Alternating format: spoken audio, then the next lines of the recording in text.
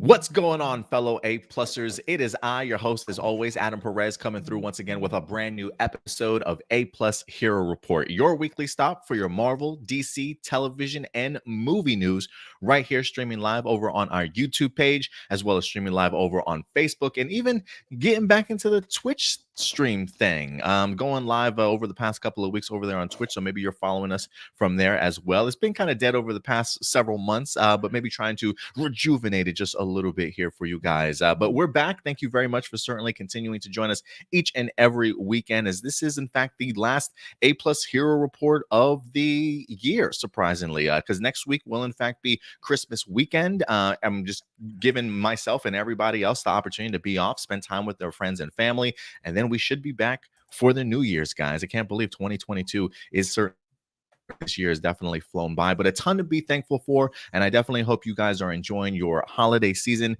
and early Merry Christmas and Happy to you guys also. So thank you very much, guys, for certainly joining us. It's not a full group today. We don't have the full round table, but we definitely got more than enough to certainly help us get through this week, as we got my boy Indy Uchiha's in the house. What's going on, man? What's going on, man? Good to see you. I love that hoodie, by the way. Oh, thank you. You know, Tokyo Ghoul is my ish, man. I love that, man. Yeah. Just recording an episode of Anime Assemble for next Saturday. Very nice. Look at that, getting ahead of things. I love it, man. Yeah, definitely. Yeah, thank you very much for certainly joining, man. You got any big plans for the holidays by any chance coming up? Any family coming to town? I know you got a family of your own and things. Anything you guys are doing? If I could turn this camera around and show you how my office is just littered with toys. Like I can't even walk through here right now. And no, they're not mine. They're not my collectibles. You know, my office is just crazy right now. So the office has become the kids' room. Yeah. Nah, okay. If they take over, I feel chilling with the family. I only had Christmas off. I work every other day. So okay. You know what I'm saying? But it's gonna be 43 degrees. And you know what that means? Barbecue weather. Oh, is that right? Over in Indiana? Okay. Yeah, I didn't know that's how you gotta do it over there. Yeah, ribs, chicken legs, no snow on the ground. We're gonna do it up big this year. Okay. You got me drooling over here, man. That sounds amazing. Yeah, we got my mom's coming into town along with my stepdad. They're coming in from Georgia on actually tomorrow, Monday, on the 20th. So they'll be here from the 20th into actually the new year. So it should be great. We'll also have my aunt and uncle coming down from Oklahoma to hang out with us too. So it should be interesting. This a blending of two families coming together for the holidays. So it should definitely be a good time. I mean, they're already talking about making food, and I'm excited for the holidays, man. I'm excited. This sounds like content to me. That's what it sounds like. What, like recording my family Christmas? Yeah, that sounds like content. No. Do some live streams around the house. We'll see how it goes. Let's see who's in our live chat today. Joining us today, we got AJ More Phenomenal certainly coming through, saying, "What's up, guys? Good morning." Oh my God, that movie was phenomenal. Talking about Spider-Man No Way Home. We're definitely going to go ahead and get into it a little bit for you guys today. And of course, Datilla is certainly joining us as always, certainly coming through. Gabriel is in the house. What's up, man? I feel like I haven't seen you around in a minute, so thank you very much, Gabriel, for certainly coming through as well. Yeah, we got ourselves some big news today for us to break down. We've got 6 topics, as we usually do around here, to go ahead and break down. At the end of this episode, we will be getting into your guys' live viewer questions. If you do have any live viewer questions, how do you submit them? I'm glad you asked, guys. Send them over to aplusopinions@gmail.com. Again, aplusopinions@gmail.com. You can send them throughout the entirety of the week if you want. If you watch an episode, if you watch a movie, if you read a rumor, if you read a news report and you want further insight or have questions or want to get our thoughts on it, feel free to go ahead and submit it over anytime to aplusopinions@gmail.com. And then towards the end of the episode, we definitely will get into your guys' questions.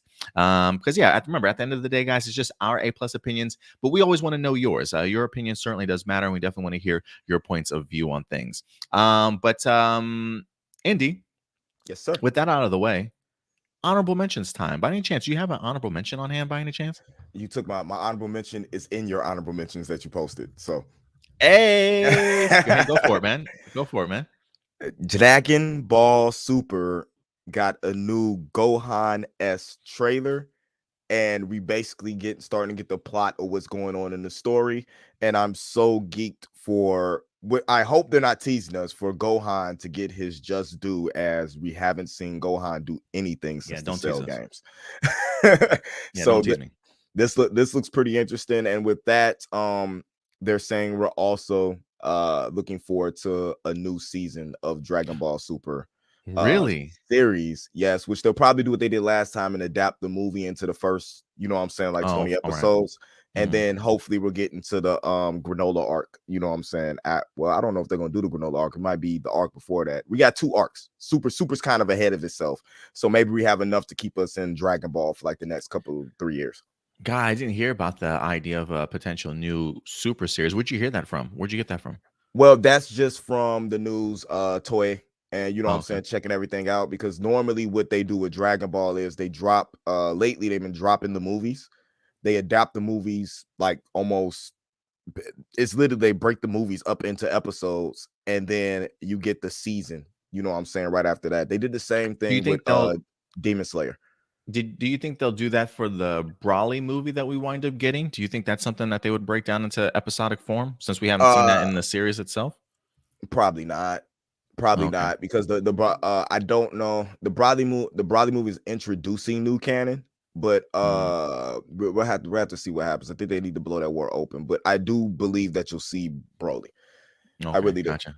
Yeah, man, they dropped a new trailer. We got the new poster here for you guys also to showcase. Yeah, man, I love the brand new trailer. And I just gotta say, nerds that wear glasses unite. This is your moment to shine, guys. The fact that we got to see Gohan just jacked up, was still rocking his glasses. Love the look on him.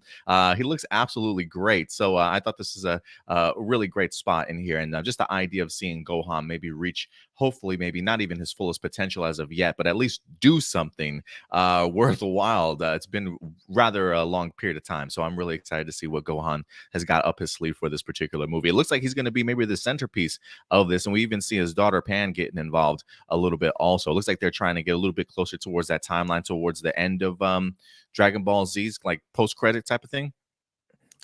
It might be, because we know that Super happens before everything that happens at the end of Z. We know that's what that's supposed to take place. But this is my thing, and I'm going to point out: Gohan was weak wearing the orange and blue, right? He Mm. goes back to the purple and red, and all of a sudden it looks like he's that Oh yeah, man again. yeah, So definitely. you see what happens when you listen to what your father tells you to Absolutely, it's a great message. Great message. I love that. do. So great honorable mention, man. I'm glad you mind up bringing that one up for sure.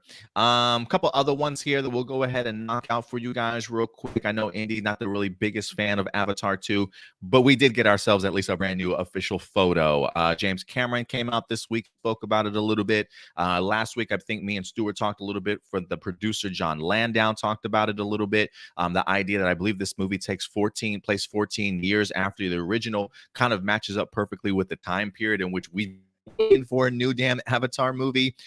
So they did at least officially release this brand new photo over on Entertainment Weekly, I believe. So have that to start to.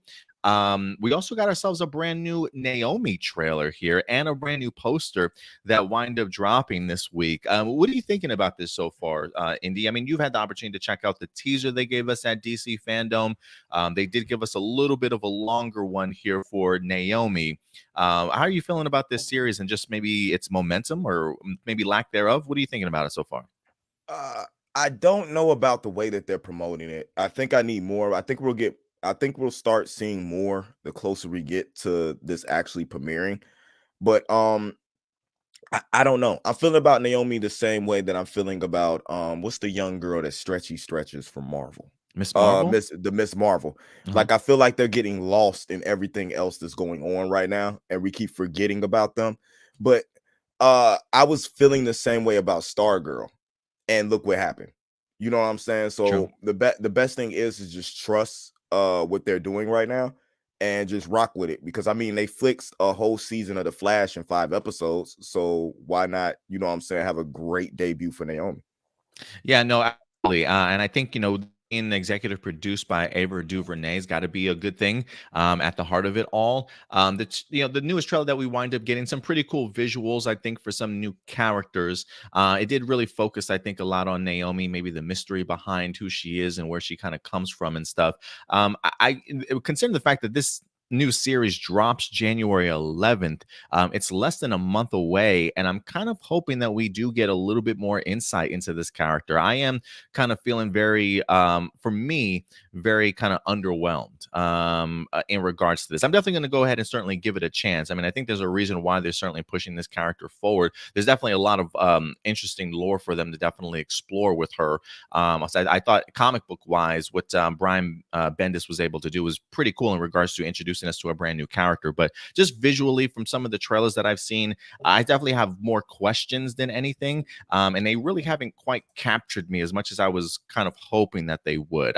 Again, this is definitely going to be a series that I'm going to check out just because it's on CW, and in some ways it definitely is connected to the bigger Arrowverse / CW verse that they have going on over there. So definitely will pique my interest. But as far as getting me really hyped for this series, I probably feel like I need maybe just a little bit more to definitely see for sure. Who's reviewing this? I could probably do it. I don't know. I don't really have too much on my docket right now. But yeah, I could probably do Naomi. Was it January 11th? I'm sure by the new year it's fine. Because you still have, what do you have on your plate right now? You've got the Flash, you've got Batwoman. Flash doesn't come back till March. Oh, nice. Okay. Batwoman doesn't start back up until I think mid-January. So okay. So you got nothing right now, nothing. Okay. Well, I just don't want to give you too much because once Naomi drops, I don't even know when that they're gonna take a hiatus, and then if Batwoman and the Flash come back, you know what I mean? Yeah, I'm doing Halo though, and that starts up. Yeah. Real soon, so. Oh, does it really? Okay, I Yeah. didn't realize what the release date for that was. Let's see here. What else did we get this week? Oh, we wind up getting a brand new poster for Uncharted. With Tom Holland as Nathan Drake. We got Mark Wahlberg here as Sully, brand new poster that I just released this week. This movie comes out in February. End of the losses, I call February. Same thing with January. Those are where movies that aren't the best usually go to die, unfortunately, in those 2 months of the year. I feel like maybe movies don't really start kicking into high gear until like March, April, that early spring kind of season. But, Andy, it's funny because I went to go see No Way Home this week, and they had the trailer for this movie attached to it in front of it. And I got to tell you, man, I'm not really caring for this movie so much, surprisingly. The trailer didn't really blow me away as much as I was certainly hoping for. I do love Tom Holland as an actor. Mark Wahlberg tends to be pretty decent in the stuff that he does touch. So I think like this movie should do well, but I'm kind of worried about it. What are you thinking about it? I'm gonna be totally honest with you. This movie makes me feel like this is the movie that makes Tom Holland want to take a break from movies. Like it wasn't Spider-Man, it was this Uncharted movie. And I'm and like as much as I love Tom Holland and we don't get into like the color casting and colorism and stuff like that, I really feel like The Rock was supposed to pay Nathan Drake for some reason because this feels like a copy and paste. Like I played the games, understand the games, but this feels like The Rock's role. It feels like Tom Holland trying to act like Dwayne Johnson, and I'm like, I don't need it. Spider-Man is, or maybe it's the fact these movies are coming out so close to each other that makes me feel like I don't want to see this. I don't want to see him not. I want to see what he does from No Way Home on. I don't want to see Uncharted. Like, I'm sorry, bro. You're Spider-Man for the rest of your life until you stop doing Spider-Man movies. So until you say I'm done playing Spider-Man, I want to see you do nothing but play Spider-Man. I do wonder if this movie will automatically get the Tom Holland rub, or I should say the Spider-Man rub, just because of the fact that he is in a massive movie right now. And with it still being relatively close and dropping in February, I do wonder if people that just either love Spider-Man or are big fans of Tom Holland will certainly go out and check out this movie. I love the video games, but I just feel like some of the stuff that I think for me, honestly, Indy, while I love Tom Holland, I almost feel like somebody else should have played this role. He just feels way too young to me. Even though I know the man is 25, he still looks 12. And like just seeing him kind of in that role, I guess maybe takes me out of it a little bit. But I'll definitely give it a chance. Like I said, I'm a big fan of the video games. I would like to see this movie be successful, but the trailers that I've seen right now just don't seem like they've either done the video game justice or have truly got me really pumped for this kind of adventure. And I love adventure movies like this, you know, having a MacGuffin and treasure and trying all that. I love that type of stuff. So I'm hoping there are more elements to that we're not seeing in this movie right now. But I'm just not feeling how it's coming together right now. It doesn't help that the main character in the game is just a discount Laura Croft. That I mean, that doesn't help at all, and we need this movie to be successful because we're kind of on a roll right now because of Sonic with like video game, you know what I'm saying, based movies, and we don't need a hiccup. We don't need something to go, oh, that was bad, and like, oh, we're back to video game movies being bad again. We don't need that. But I bro, get you. if you want this movie to be successful, you put Marissa Tomei in it, and then everybody goes to see the movie. Everybody's happy after that. I love I it. like what you did there. Everybody's happy after that. We also poor happy. We also have what else? Our last honorable mention, Empire Magazine has a brand new preview for the upcoming Batman movie. I believe Matt Reeves sat down, had an interview with them this past week, but they also revealed to us brand new covers for the upcoming 2022 preview magazine, as we got Robert Pattinson as the Batman on the cover, just looking glorious in that amazing costume of his. And he's not the only one looking fantastic on the cover. We got Zoe Kravitz looking great as Catwoman in there, also teasing us a little bit with what her costume is certainly going to be looking like. I've gone back. I've watched a bunch of these trailers. It continues to get me hyped for this movie. I love the aesthetics. I love the tone that this movie has certainly set for himself. I can't remember who the composer is. Something tells me it's Michael Giacchino, but I could be wrong. Whoever's doing the composing gives me chills just listening to the music of this particular film. But this is our first new looks, if you will, at the Batman along with Catwoman. What do you think about some of these looks, man? I love the look of Robert Pattinson as Batman. That Batman just looks menacing. Yeah. He looks, I mean, it looks like the most amazing cosplay ever. Like I can't wait to see people actually cosplay this Batman. Now Yeah. the Catwoman, I'm not too sure about because I think they're playing more on, you know what I'm saying, her looks rather than the actual, you know what I'm saying, Catwoman. I would love to see what the mask, you know what I'm saying? I want to see what the mask gonna look like if she wears it, because you don't cover up a beautiful face like that. I know how they feel. Think about we watched Spider-Man. 90% of the movie was him on the mask because you want to see the star, you know. So I really need to see how much she's going to play into the movie and where it goes. But I can tell you one thing right now: that whip is the ish. I Yeah, that's love great. that whip.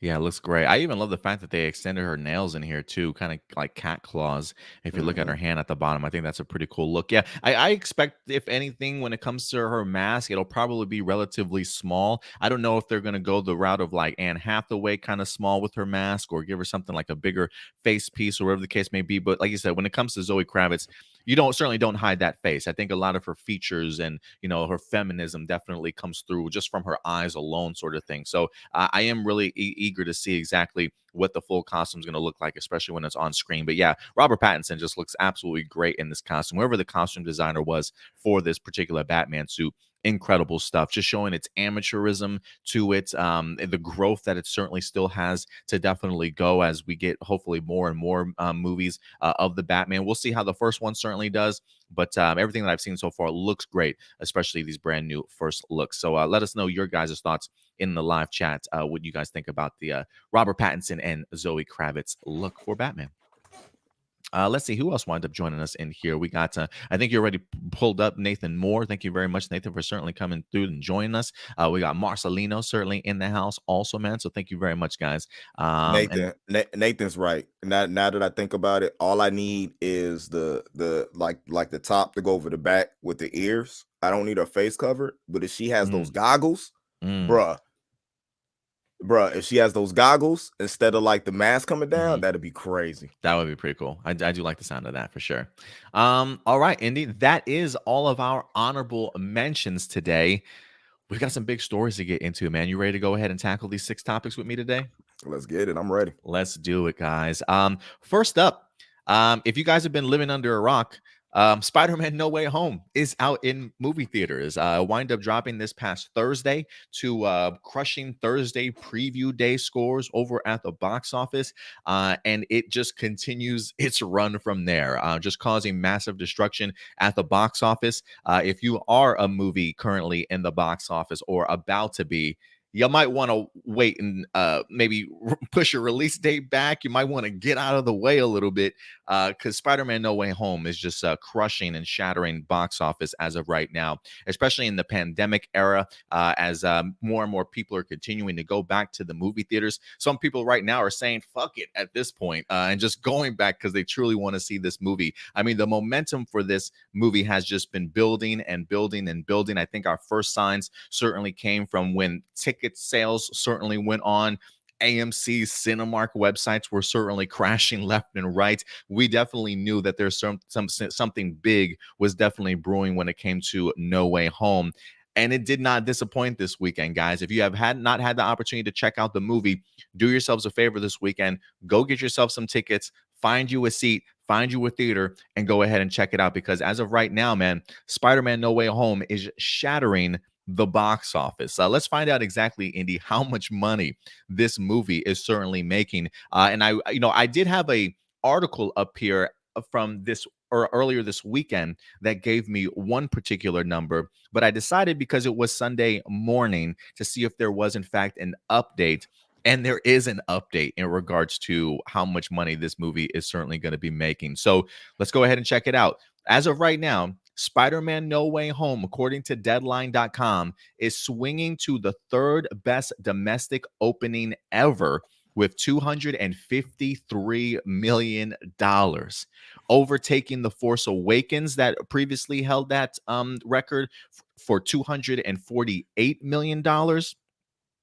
Spider-Man just crushed it, man. Overtaking The Force Awakens is Infinity War next. This was a Sunday morning update. It says, Sony is calling the opening weekend for Spider-Man No Way Home at $253 million just domestically, which, as we first told you, is where we saw it last night. That's the best December domestic opening, best ever for Sony. Third best among all films, beating the 2015 Star Wars The Force Awakens.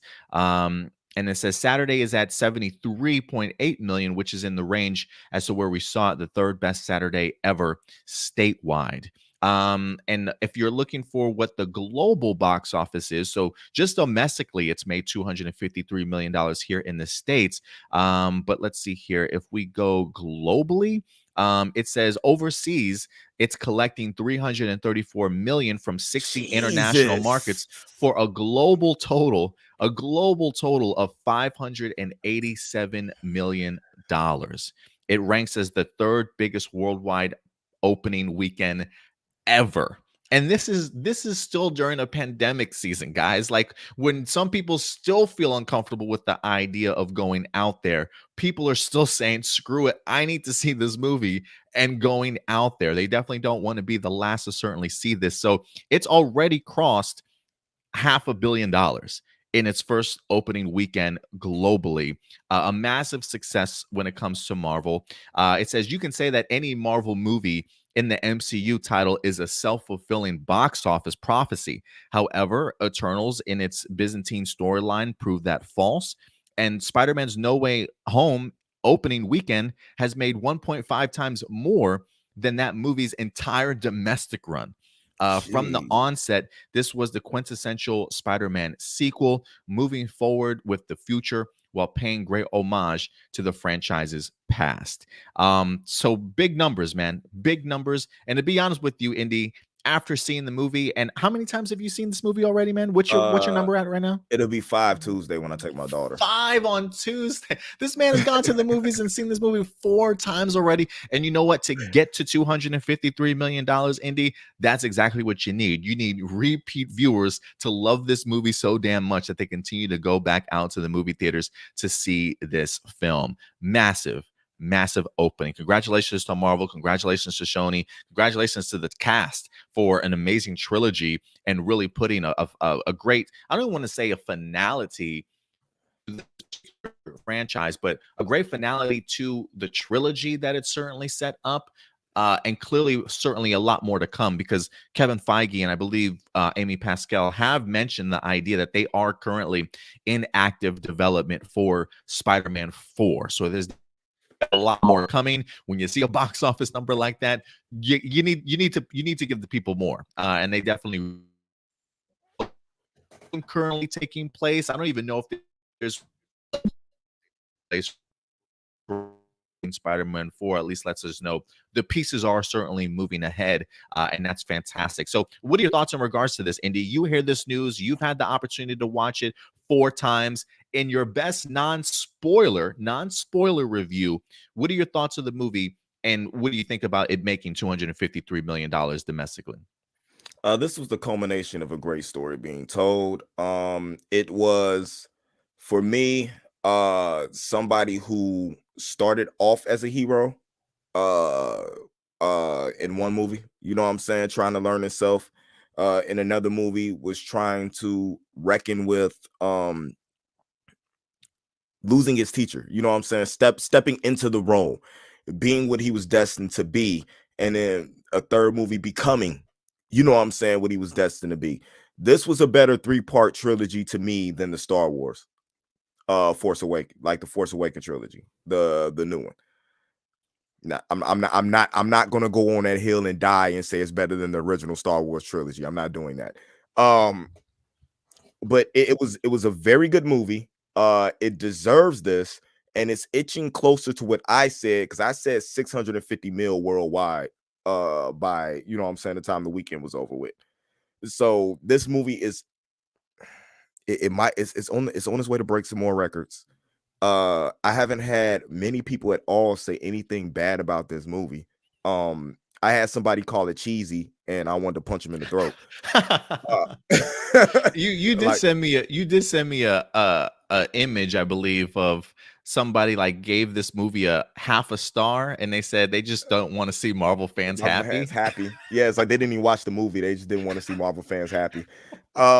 But for a Marvel fan, for a Spider-Man fan, for anybody who just loves nerd geek pop culture, and drink the Kool-Aid, because this movie was exactly everything we thought it was going to be. It was that epic. It was good, and to be honest with you, they tricked us, because it was more of a story than anything.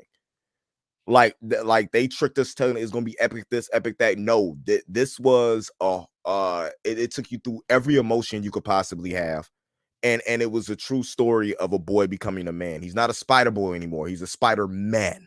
Get it right. And everybody got their time to shine in this movie that was supposed to. And I'm just in love with Zendaya. Yeah, she's rather incredible, man. I definitely agree with you there. I want to say somebody asked the question. Nathan, does Spider-Man get to be released in China? As of right now, those are even without China numbers, believe it or not.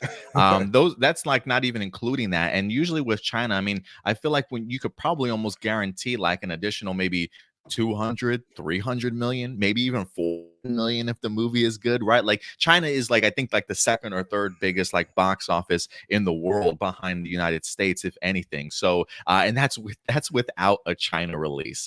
So who knows? Maybe with all the fanfare that's happening, with all the success of this movie, maybe China's like, you know what? Maybe might want to rethink that and bring that over here to us also. So definitely even bigger potential for Spider-Man to certainly make an even bigger box office than it certainly already.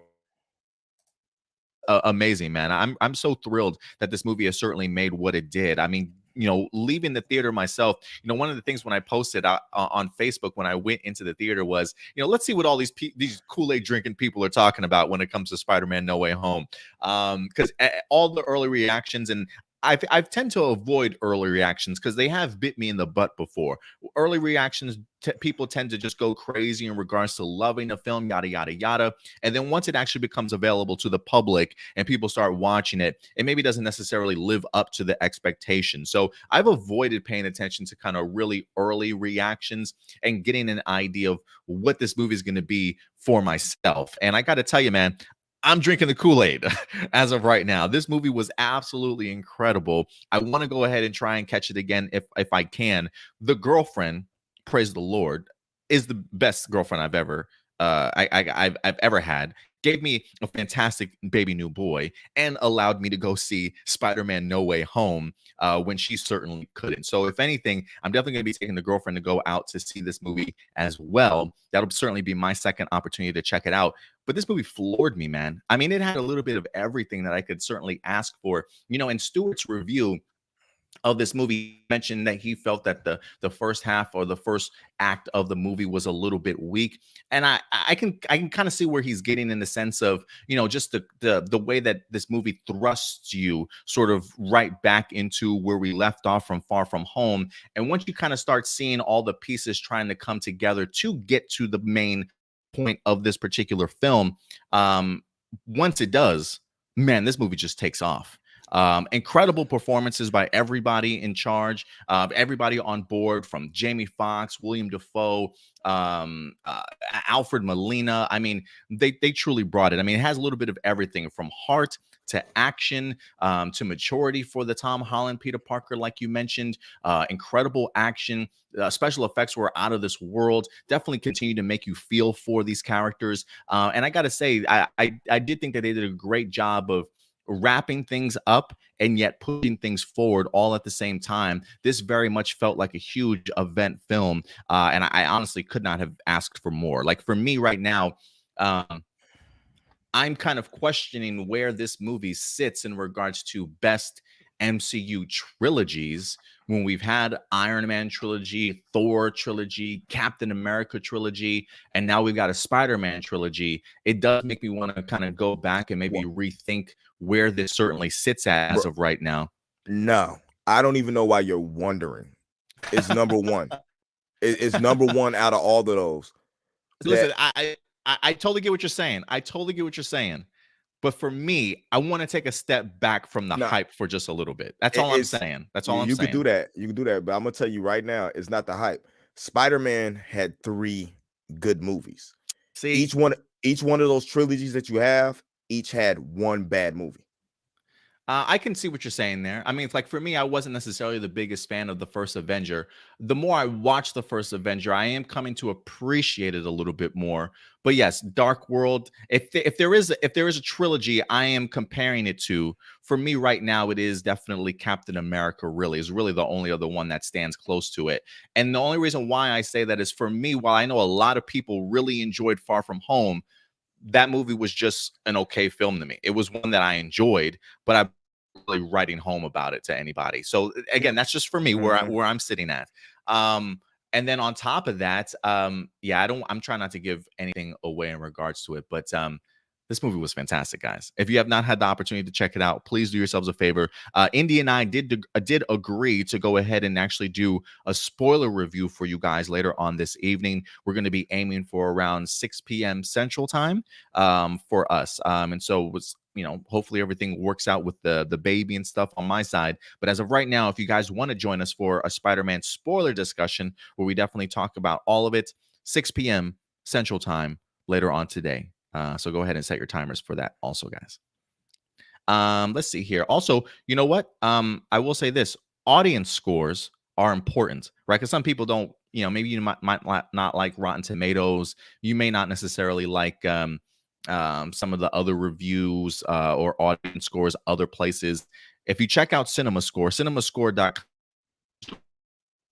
all my audience scores, what they do is they usually will interview people that are literally coming out of the theater and getting their first impressions on the movie. So they're going directly to the source when it comes to CinemaScore. Indy, they gave this movie an A+, my guy, an A+, baby. It feels right up that copyright alley. infringement. Yep, exactly. Pay us our royalties.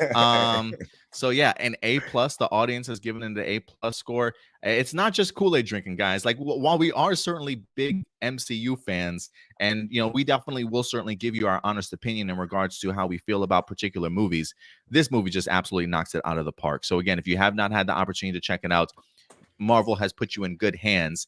Does this give you a different outlook, Indy? Not to say that you had a negative outlook on Phase 4, but I remember answering questions before in the past of, I think it was maybe Marcelino mentioned that some people were considering Phase 4 and calling it Phase bore. And I think after we've gotten films like a Shang-Chi, like a Spider-Man No Way Home, I mean, granted, yes, we do have movies like Black Widow and The Eternals, so for some people weren't necessarily the biggest fan of. Does this give you even more hope when it comes to Phase 4, or is it a case of we shouldn't even doubt Marvel to begin with? We shouldn't doubt Marvel. But I think what people lose aspect of is that Phase 4 isn't just movies, it's TV as well. So to me, this has been very entertaining because for me, it started with, you know what I'm saying, WandaVision. You know, like WandaVision, Loki, Captain America. I keep calling him Captain. Well, he is Captain He is America now. Captain America, but yeah. Falcon and the Winter Soldier. What If, which we'll get into that in the spoilers and stuff on that. Blew my mind. And let me state this right quick. I am still perturbed that we are over 10 years into this and people still get up and leave before the credits are over. Honestly, I don't think anybody left my theater. I honestly don't think anybody left my theater I had the whole seats in front of me. They got up and left, and I stood up and said, "Hey, what are y'all doing?" And like everybody laughed because I was like, "What are y'all doing? Sit down." You should know better by now. Getting to the point where people are getting called out in Marvel movies, like, "Why y'all leaving? Y'all know not to leave."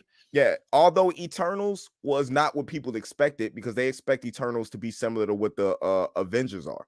You know what I'm saying? I'm like, they're not going to be that. Somebody who read Eternals comics, who followed that, I knew that was world building. So I looked at it as world building. For Black Widow. Black Widow may have been something that came too late, but it coming out right before Hawkeye dropped, after watching Hawkeye, it makes sense of everything. You know, it makes Black Widow look better. Just like when you're watching Hawkeye, it makes you understand why he's so important, you know what I'm saying, in comics and as an Avenger. It is raising their importance up, even though it's at the end of their runs. So I don't think it's been bored. I think this is the phase where we actually had to think more than any other phase. Like, they weren't just spelling stuff out for us. We had to sit and actually piece stuff together this phase. So to me, it's been better because they're challenging my intelligence rather than just spoon feeding me every day. Yeah, I definitely agree. And I also think it's a different mindset I think we have to go into when it comes to Phase 4. The Infinity Saga is done and over with, guys. Like, that is in the past as of right now. This is truly a rebuilding.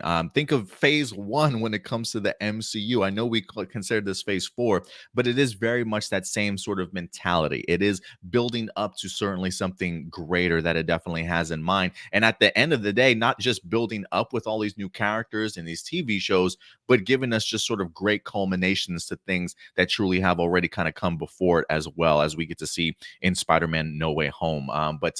Absolutely loved it. This is probably honestly, this is my favorite Spider-Man movie, which is saying a lot. This is saying a lot because you know my love for Spider-Man 2.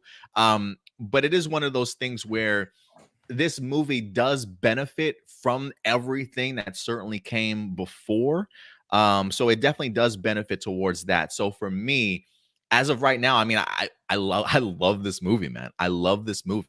Um, Certainly still my number 2, and then Into the Spider-Verse will be my number 3. So that's where my ranking is as of today. What about you, Indy, in regards to where this ranks for you in regards to favorite Spider-Man movies? Hands down, this is my favorite Spider-Man movie. Why'd you look at me like that then? Like I'm crazy. No, no, because you know my Spider-Man 2 love. You will die on a hill for Spider-Man 2. And to hear you to say that, especially when you haven't saw multiple viewings of this movie, and then you're able, because it normally takes you to intake a movie and put it somewhere, you have to see it multiple times. I agree. Knowing that you went, this is my favorite movie, and only seeing it once, that lets me know exactly the level, you know what I'm saying, this movie is, you know what I'm saying, in your heart. So that shocked me. That shocked me. I did love your reaction. I do love your reaction. I mean, I do love Tobey, and I think Sam Raimi and them absolutely killed it in regards to Spider-Man 2. It truly is just one of my favorite movies of all time, sort of thing. But I just think there is this movie is just a different game, you know? Like, this feels very, I feel like, I hate to say this because this feels like it's becoming like the new Empire Strikes Back thing to say, you know? This does feel very much like an Avengers Endgame sort of thing. And while like maybe as a solo film, if it was just by itself and it didn't have anything else, like maybe it wouldn't stand on its own 2 feet sort of thing, because it does rely on a lot of certainly what came before sort of thing. I think to be able to take all that and wrap it up in such a really compelling story, and really elevate the Spider-Man character to a different stratosphere, and then on top of that being combined with somebody like a Tom Holland, who just is the Spider-Man in my book. Is, despite the fact that I don't think we've ever had a bad Spider-Man, I just think what John Watts was capable of doing in this movie is just a behemoth of a thing that he's created. And the fact that I know that John Watts himself is now going to go ahead and take his talents to the Fantastic Four movie, Indy, man. I mean, come on. If this movie doesn't give you confidence that the Fantastic Four movie can't be good, and what John Watts has done with this trilogy, I'm so excited for the future of Fantastic Four now. But yeah, that's saying big things for me. Now that you're saying that you could literally copy and paste this to the Fantastic Four. Like just from the moves, the emotions it drives, the humor, you know what I'm saying, everything that went.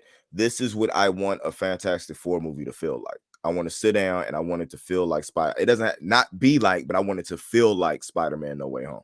And I think it's a perfect perfect transition and a perfect person to go ahead and do that film, because when you think of Fantastic Four, just Spider-Man's relationship with those two, just as a family and as characters, it definitely has that vibe of friendship and family and things like that. So I think John Watts is definitely the man for the job. But I'm floored, man. I'm floored by this movie. I'm definitely going to go ahead and certainly give it another viewing or two, hopefully this week, hopefully before the holidays certainly come. But guys, we want to know your thoughts. Spider-Man No Way. Oh, go ahead.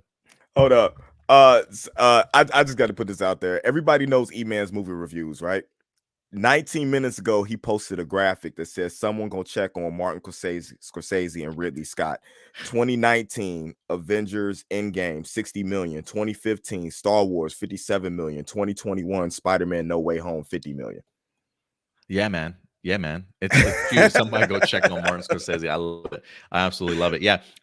We'll see where this train ride ends for No Way Home. I mean, right now it's chugging along, guys, and I think everybody should certainly get on the hype train for sure. It's not just hype; it's fact at this point. This movie is incredible.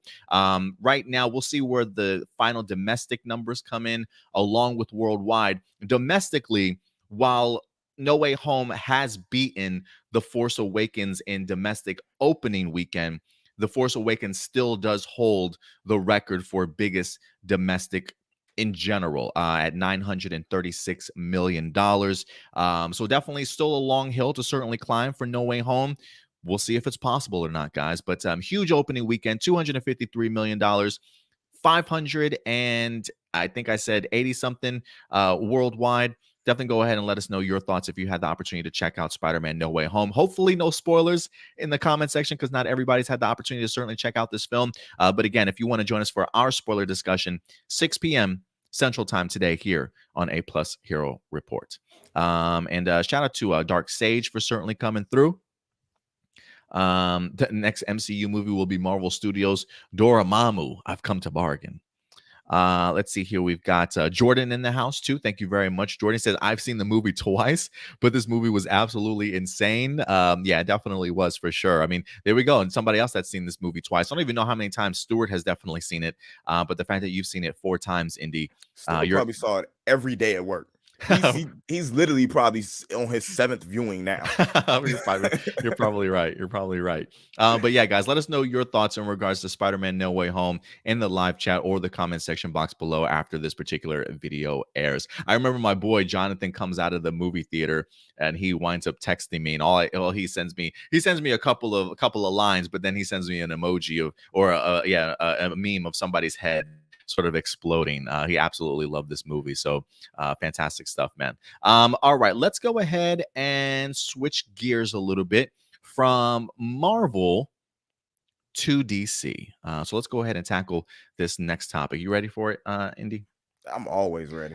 And I definitely want to get your perspective on this as well. I think we talked a little bit about it in a Facebook Messenger page earlier this week. But the CW verse continues to grow, ladies and gentlemen. Not only do we have Superman and Lois season 2 dropping here in January, we already know Stargirl's about to get into like its 3rd season.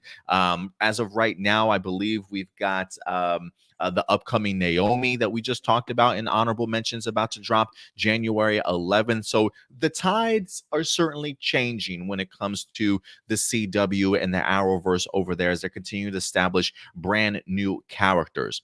Well, this past week, the CW let us know they are not slowing down whatsoever, as believe it or not, they are putting together a Gotham Knights drama, ladies and gentlemen. That's right. I believe Gotham Knights, a very inspiring video game itself, maybe even storyline from the comic books, turning into a television series. And this is not just any television series, but it's actually coming from the writers and the creative team of Batwoman.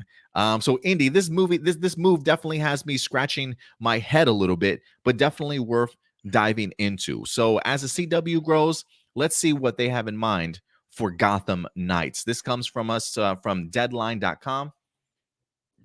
Gotham Knights drama in the works at the CW from the Batwoman team. It says the CW is looking to further build on its DC Comics inspired programming slate with Gotham Knights, a drama in the works from the Batwoman executive producers and the show's executive story editor, Natalie Abrams. The project comes from Greg Berlanti's Berlanti Productions, which is behind the CW's Arrowverse and Warner Brothers TV, where the company is based. Written by Abrams, Gotham Knights is based on Gotham Knights characters from the DC Comics created by Bob Kane and Bill Finger. In the wake of Bruce Wayne's murder, his rebellious adopted son forges an unlikely alliance with the children of Batman's enemies when they are all framed for killing the Caped Crusader. And as the city's most wanted criminals, this renegade band of misfits must fight to clear their names. But in a Gotham with no Dark Knight to protect it, the city descends into the most dangerous it's ever been. However, hope comes from the most unexpected places as this team of mismatched fugitives will become its new generation of saviors known as Gotham Knights. It does say that they Five-ish and I'm not even going to pronounce his whole name, Stott, which will serve as executive producers along with Berlanti. Also, Abrams co-executive produces. Gotham Knights will be produced by Berlanti, yada, yada, yada. So, yeah, we're getting ourselves a Gotham Knights series, Indy. The biggest question I got to ask, though, one, for those of you who aren't familiar with Gotham Knights, I'm sure you're probably familiar with it, Indy. Am I right? Correct. Break it down a little bit for us. Did that synopsis pretty much give us everything that we needed in the wake of Bruce Wayne's murder? His rebellious adopted son forges an unlikely alliance with his Batman's enemies. Yes. How does that work out, man? How does that work out? Into not being that good of a comic. That's how it works out. So it's interesting to me that they want to adapt this. I think this is more coming from the hype for the game that's coming out more than the comics, and the success of basically a Bat team. You know what I'm saying? The season 3 of Batwoman hasn't been doing bad. It's doing better than season 1. You know what I'm saying? I've heard some pretty good things about season 3 so far. It's really good, but I have no idea how long they can keep this story going. So it's interesting to me, and seeing this, it makes me wonder if there's plans for season 5 of Batwoman at all. You know what I'm saying? Because Is there plans for a season 4? I haven't heard anything announced yet. Nothing's announced, but from what I hear, they're happy with what they've seen. So it could be, you know what I'm saying? It could be a season 4, but I could easily see what season 4 of Batwoman could be. You know what I'm saying? The final season. Like there's nothing going on forward from that. And what made me feel that way more, honestly, is this last episode of The Flash. Because we reignited the hopes for Arrow, the Green Arrow and the Canaries. you know what I'm saying, they Ooh. show, especially since they decided to take the storyline from that pilot and actually fit it into, you know what I'm saying, episode 5 of Armageddon. Ooh, okay. So, there's no reason for Batwoman and, you know what I'm saying, Mia Queen to exist on the network at the same time because it's literally going to be the same show. Um, so I'm excited for Gotham Knights, but those actors on this Batwoman show deserve a little bit more credit than, you know what I'm saying, what they're getting. And I just feel like this news is overshadowing how well season 3 of Batwoman has been. Yeah, I am. This did confuse me, or at least put up some alerts. I am kind of curious if this does mean the end of Batwoman. I haven't seen anything right now that shows it's been renewed or picked up for a fourth season. I believe I just read that season 3 has officially wrapped. I am kind of curious as to what the conclusion for season 3 will have been, but I guess I am just surprised because I've seen so many good things so far in regards to, or at least I've heard so many good things so far in regards to Batwoman season 3. To hear this news, it does make me wonder, like, can you have multiple Gotham-esque shows on CW at once?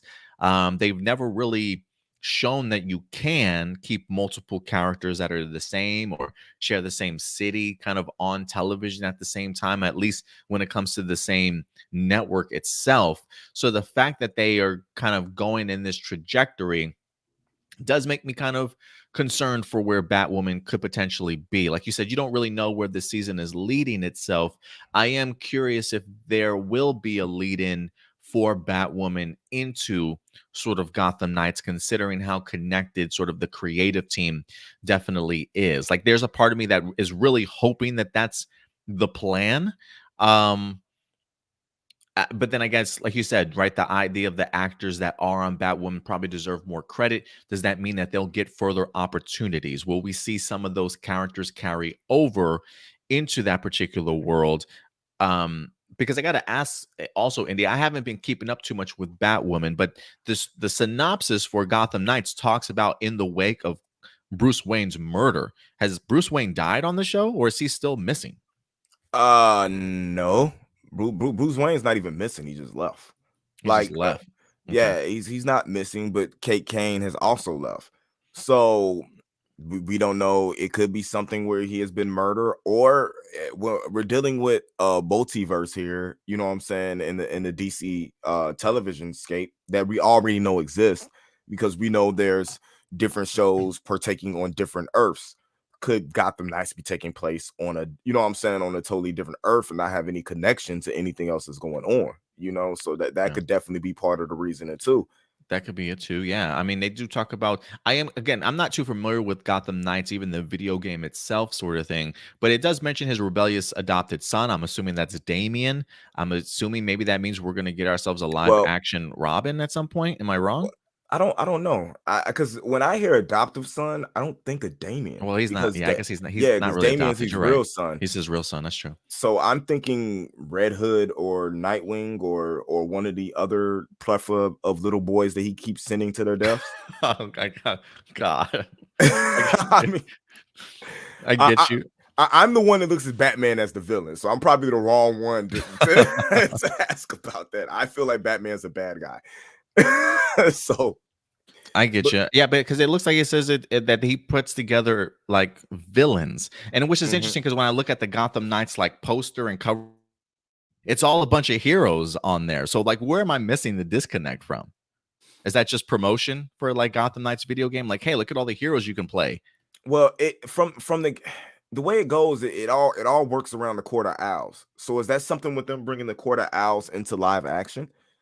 Mm, That'll be interesting, because I honestly believe that the Court of Owls. I'm looking at the Batman movie, and I really think the Court of Owls has something to do, you know what I'm saying, with the new Batman movie. So I'm like, is this the new trend? Are we over, you know what I'm saying, the villain of the day? Are we over Jokers and Riddler, stuff like that, and we're moving into something else?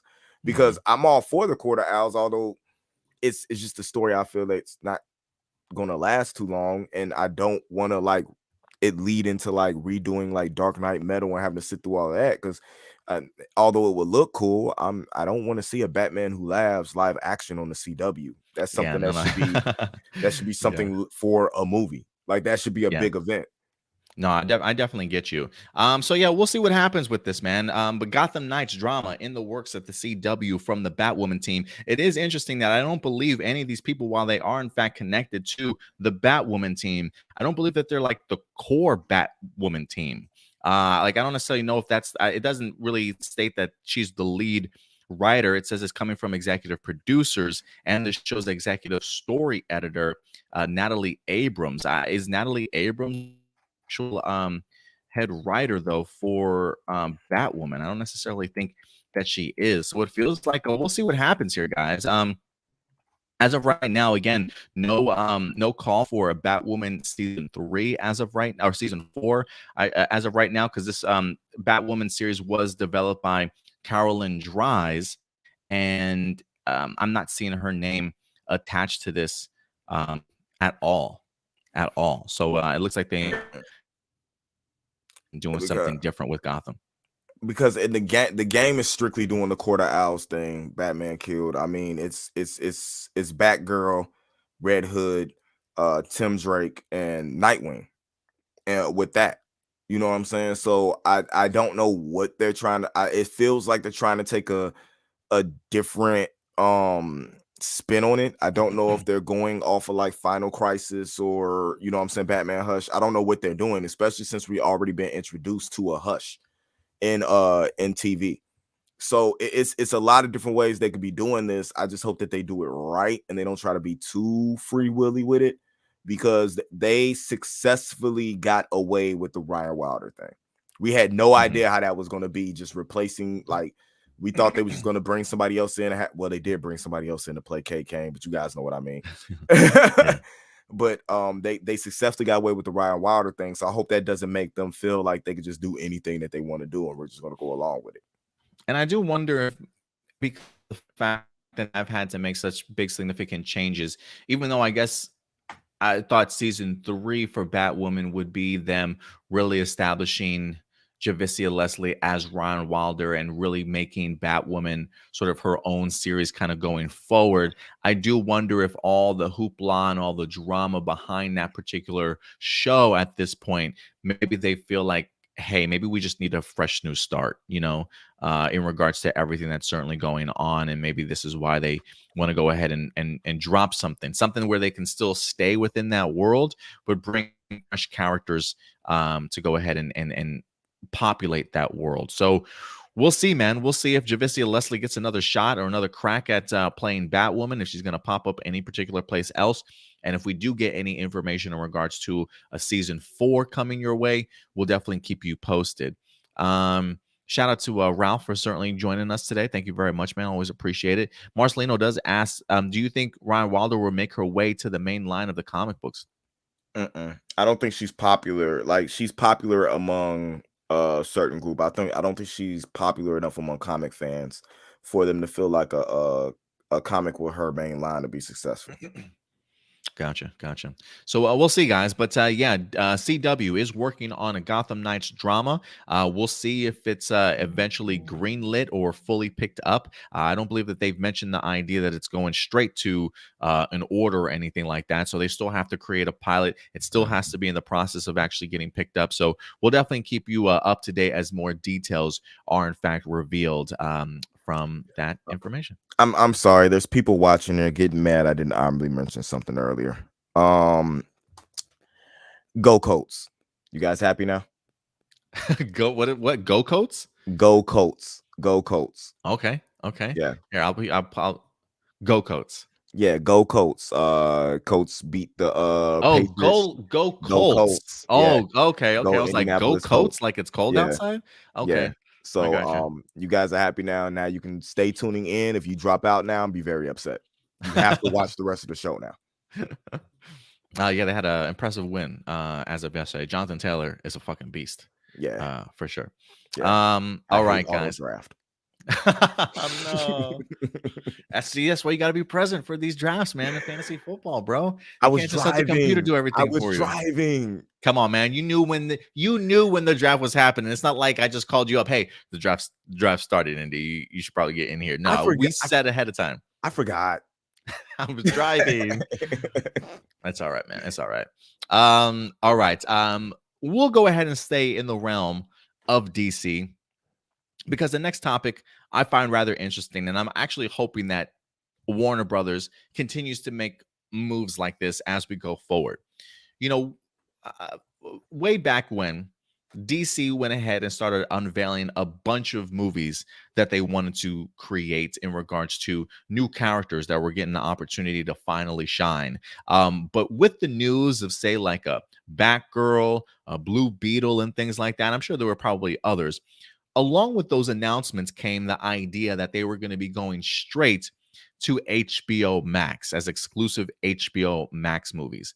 And one of the things that we've mentioned and harped about around here, well, at least for me, was the idea that it just feels weird that you introduce a lot of these characters while, yes, they very much are B level characters, help, maybe even C level characters. The idea that you're not giving them sort of a theatrical release or that opportunity to finally shine and grow in the eyes of the general public and eventually become bigger stars was a little bit of a head scratcher to me. Maybe some of the films you guys might think, hey, that deserves to certainly go straight to HBO Max.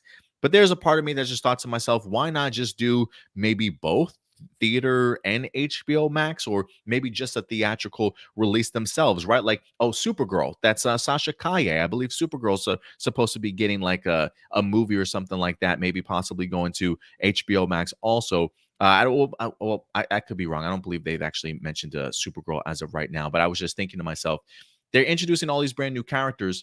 I would love to see them actually get a theatrical release.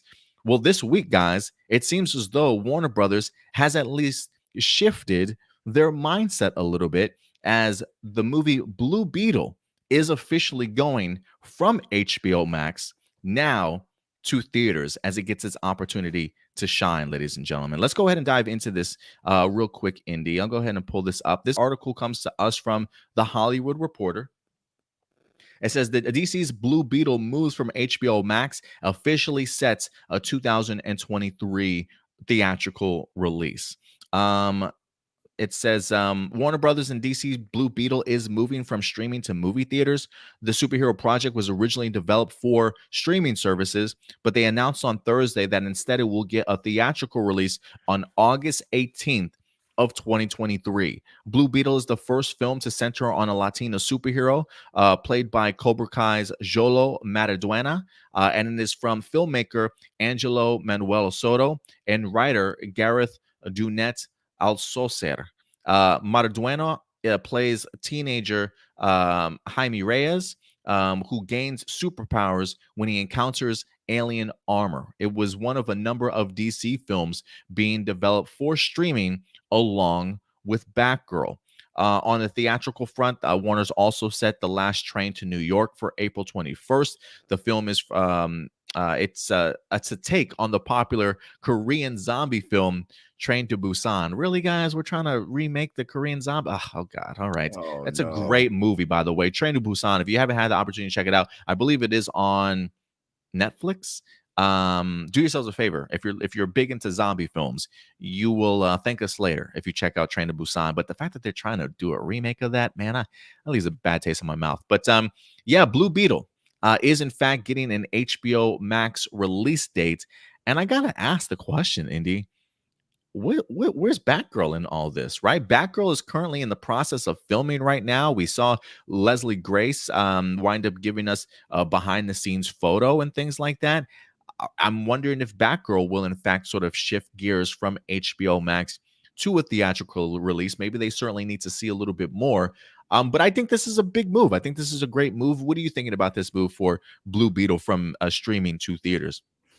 I'm thinking what you just said. Let me comment on what you just said about Batgirl. You want to know what the difference is? Sure. That young man playing the lead character right there. I get you. What is one of the most hype shows dropping December 31st? Cobra Kai. Netflix is going to shut down when Cobra Kai drops. So it's like ride his popularity because they feel like him. I honestly feel like they feel like him himself is has earned enough fame to garner a theatrical release. The young actress playing Batgirl probably hasn't. and that's going to be the issue there. And it might be dependent on how well Blue Beetle does, on if other, you know what I'm saying, as we call B characters, end up getting, you know what I'm saying, theatrical releases themselves. I think it's well deserved. I think he's done enough, you know what I'm saying, to garner that. I mean, he took Cobra Kai from YouTube to Netflix to being like a cult classic, you know, in 4 seasons. That the stuff like that is unheard of right now in this day and age, especially for unknown actors, people who aren't really that well known. And Jaime Reyes is one of the most popular characters ever.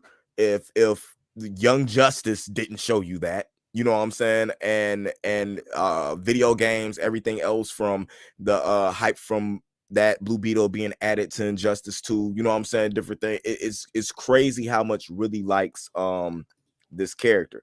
So I'm 110% for this, and this will probably be another feature that I go see 4 or 5 times in the theaters if it's good. Which, with the story and the lore that Blue Beetle has, if it's done right, man, to me, this is my childhood Guyver, and this is the real version of the Guyver that I want to see. I do love the sound of that, man, and I think you hit the nail on the head when it comes to this. I do think the main trajectory for this movie going from HBO Max to theaters is probably Jolo himself.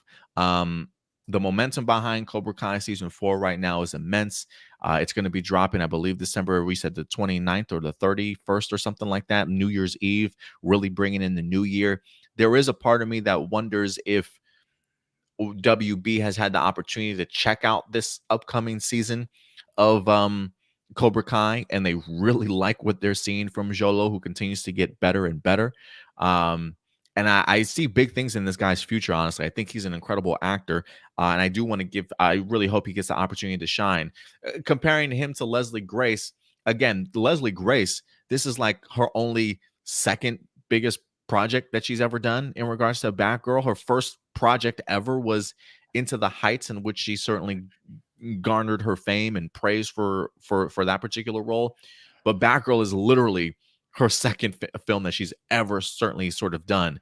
Whereas you got Jolo here, who's really proven himself in the streaming world, like you said, carrying Cobra Kai. And I do think, you know, Blue Beetle is right up their alley in regards to a potential B, C level character that can really garner enough fame to become a massive success and become sort of an A-lister kind of going forward. So I do think that you're certainly onto something there. And I'm hoping that going forward, hopefully we'll see other HBO Max streaming movies possibly go over to theaters. But we'll see how things change. We'll definitely keep you updated if anything changes with Batgirl. But I also, there's a part of me, Indy, that is kind of curious, maybe with Batgirl, because of the fact that they've got J.K. Simmons coming back, and we'll talk about that here in a little bit. I wonder if that movie is just too Zack Snyder, or too many connections to the past sort of thing, and they rather kind of keep that more hidden than really giving it sort of its fullest potential of what it could certainly be on the big screen. Because Batgirl's no slouch, right? Like the idea of whoever's playing Batgirl, people know Barbara Gordon and stuff. Like they may not necessarily know Leslie Grace, but they definitely do know the Batgirl character. So it still kind of surprises me, but I do think that you're onto something. I do think it's the fact that it is Jolo. I do think the idea of Blue Beetle will be extremely appealing to not only adults, but definitely teenagers and stuff. And I think when you've got that type of success, I mean, look, not to say that Blue Beetle is going to become the next Spider-Man for DC or anything like that, but it could be. But right, but it absolutely could be. I think this is, maybe they looked at what Spider-Man's doing and like, you know, we need ourselves a teenage hero to kind of take over. And so maybe the idea of Blue Beetle here is that needle in the haystack that they're certainly looking for. Not just Blue Beetle, but also Static Shock. There's a that's couple. Right. They did. That's right. Are we getting the Static Shock movie? I don't know, but I don't know if we're getting it yet. But I'm just saying they have the characters that can have the impact that, you know what I'm saying, Spider-Man, you know what I'm saying, has, because it's not just No Way Home, it's Into the Spider-Verse, it's Miles Morales, is, you know what I'm saying, it's Peter Parker, it's different things that they're doing. They're trying to do Miss, you know what I'm saying, Miss Marvel. Uh they're bringing up these younger characters to grow up with the fans that are watching it the same way we grew up with the characters that we were into. And that's something that I feel DC has never done, because they always stick to their A-list characters. We never had those characters that we grew up with. And to do that and get them attachments to them characters is what they need, because that's how you get the 7-year-old sitting there watching Blue Beetle or watching Static Shock and growing up and watching, you know what I'm saying, Blue Beetle become, you know what I'm saying, this new hero, or watching Static Shock, you know what I'm saying, grow old, or getting into Static Shock and turning from Static Shock and then understanding why Black Lightning stands for what he stands for. You know what I'm saying? That's what DC has been missing the entire time. Yeah, you're absolutely right. And yes, the Static Shock movie is coming. I have Michael B. Jordan that's actually executive producing it. But that is another film that we talked about, the idea that's going to HBO Max. That makes me scratch my head as to why is this movie not coming to theaters, sort of thing. Especially with the fame that comes with Static Shock. People grew up on that animated series, right? Like the comics, they know this character. So I'm hoping that maybe that's another movie that winds up sort of making that transition, because there's definitely a ton of potential there. And I'm not going to be funny about it. I'm just going to honestly say this is the smartest thing to do. They need to drop Blue Beetle like they dropped Black Panther. They dropped Black Panther in February. Drop Blue Beetle in May. Make a huge deal about it. You know what I'm saying? Drop. This is your hero. You know what I'm saying? This is the person that, you know what I'm saying, you guys can see. This is yourself actually getting credit on screen for being a good hero, because Blue Beetle is a damn good superhero. He's a B-list hero, but he's really like A tier. You know what I'm saying? He really should be A tier. The whole story, you know what I'm saying, of Blue Beetle should be A tier. So if they're smart, that's what they do. And then hopefully they get the same turnout, you know what I'm saying, that Black Panther did. Because Black Panther was a good movie. It wasn't a great movie. It was more hype than anything. Like those people turning up to watch Black Panther that thought it was about the Black Panther group. They didn't even know it was a superhero. So it's like, use that to, you know what I'm saying, to your advantage, because you know what I'm saying, you have an actor who's really prominent in his, you know what I'm saying, in his beliefs, you know what I'm saying, in his culture, and let that character live and really what that character's in. Don't lightweight it, you know what I'm saying, because that's one of the things that made that comic so good. Yeah, I'm really hoping forward to it. And him dealing with the alien armor, I do love your comparison to that of Guyver. So I'm really hoping we get ourselves a pretty badass suit. I mean, we've already seen teases and concept art alone from what the suit could potentially look like, with the Ted Cord building in the background, sort of thing. There's a lot of great characters and a lot of great lore that they can certainly go ahead and introduce here. So we'll definitely go ahead and keep you guys posted for sure in regards to what we're going to be getting going forward. But Blue Beetle is making that move, ladies and gentlemen, from HBO Max to theatrical release. Any other characters you would like to certainly see make that move also? Let your thoughts be known in the live chat or the comment section box below. And we might and we might as well just go ahead and transition right into the next topic also, because it does certainly connect with this to a certain extent. Batgirl, the film, is currently filming as of right now.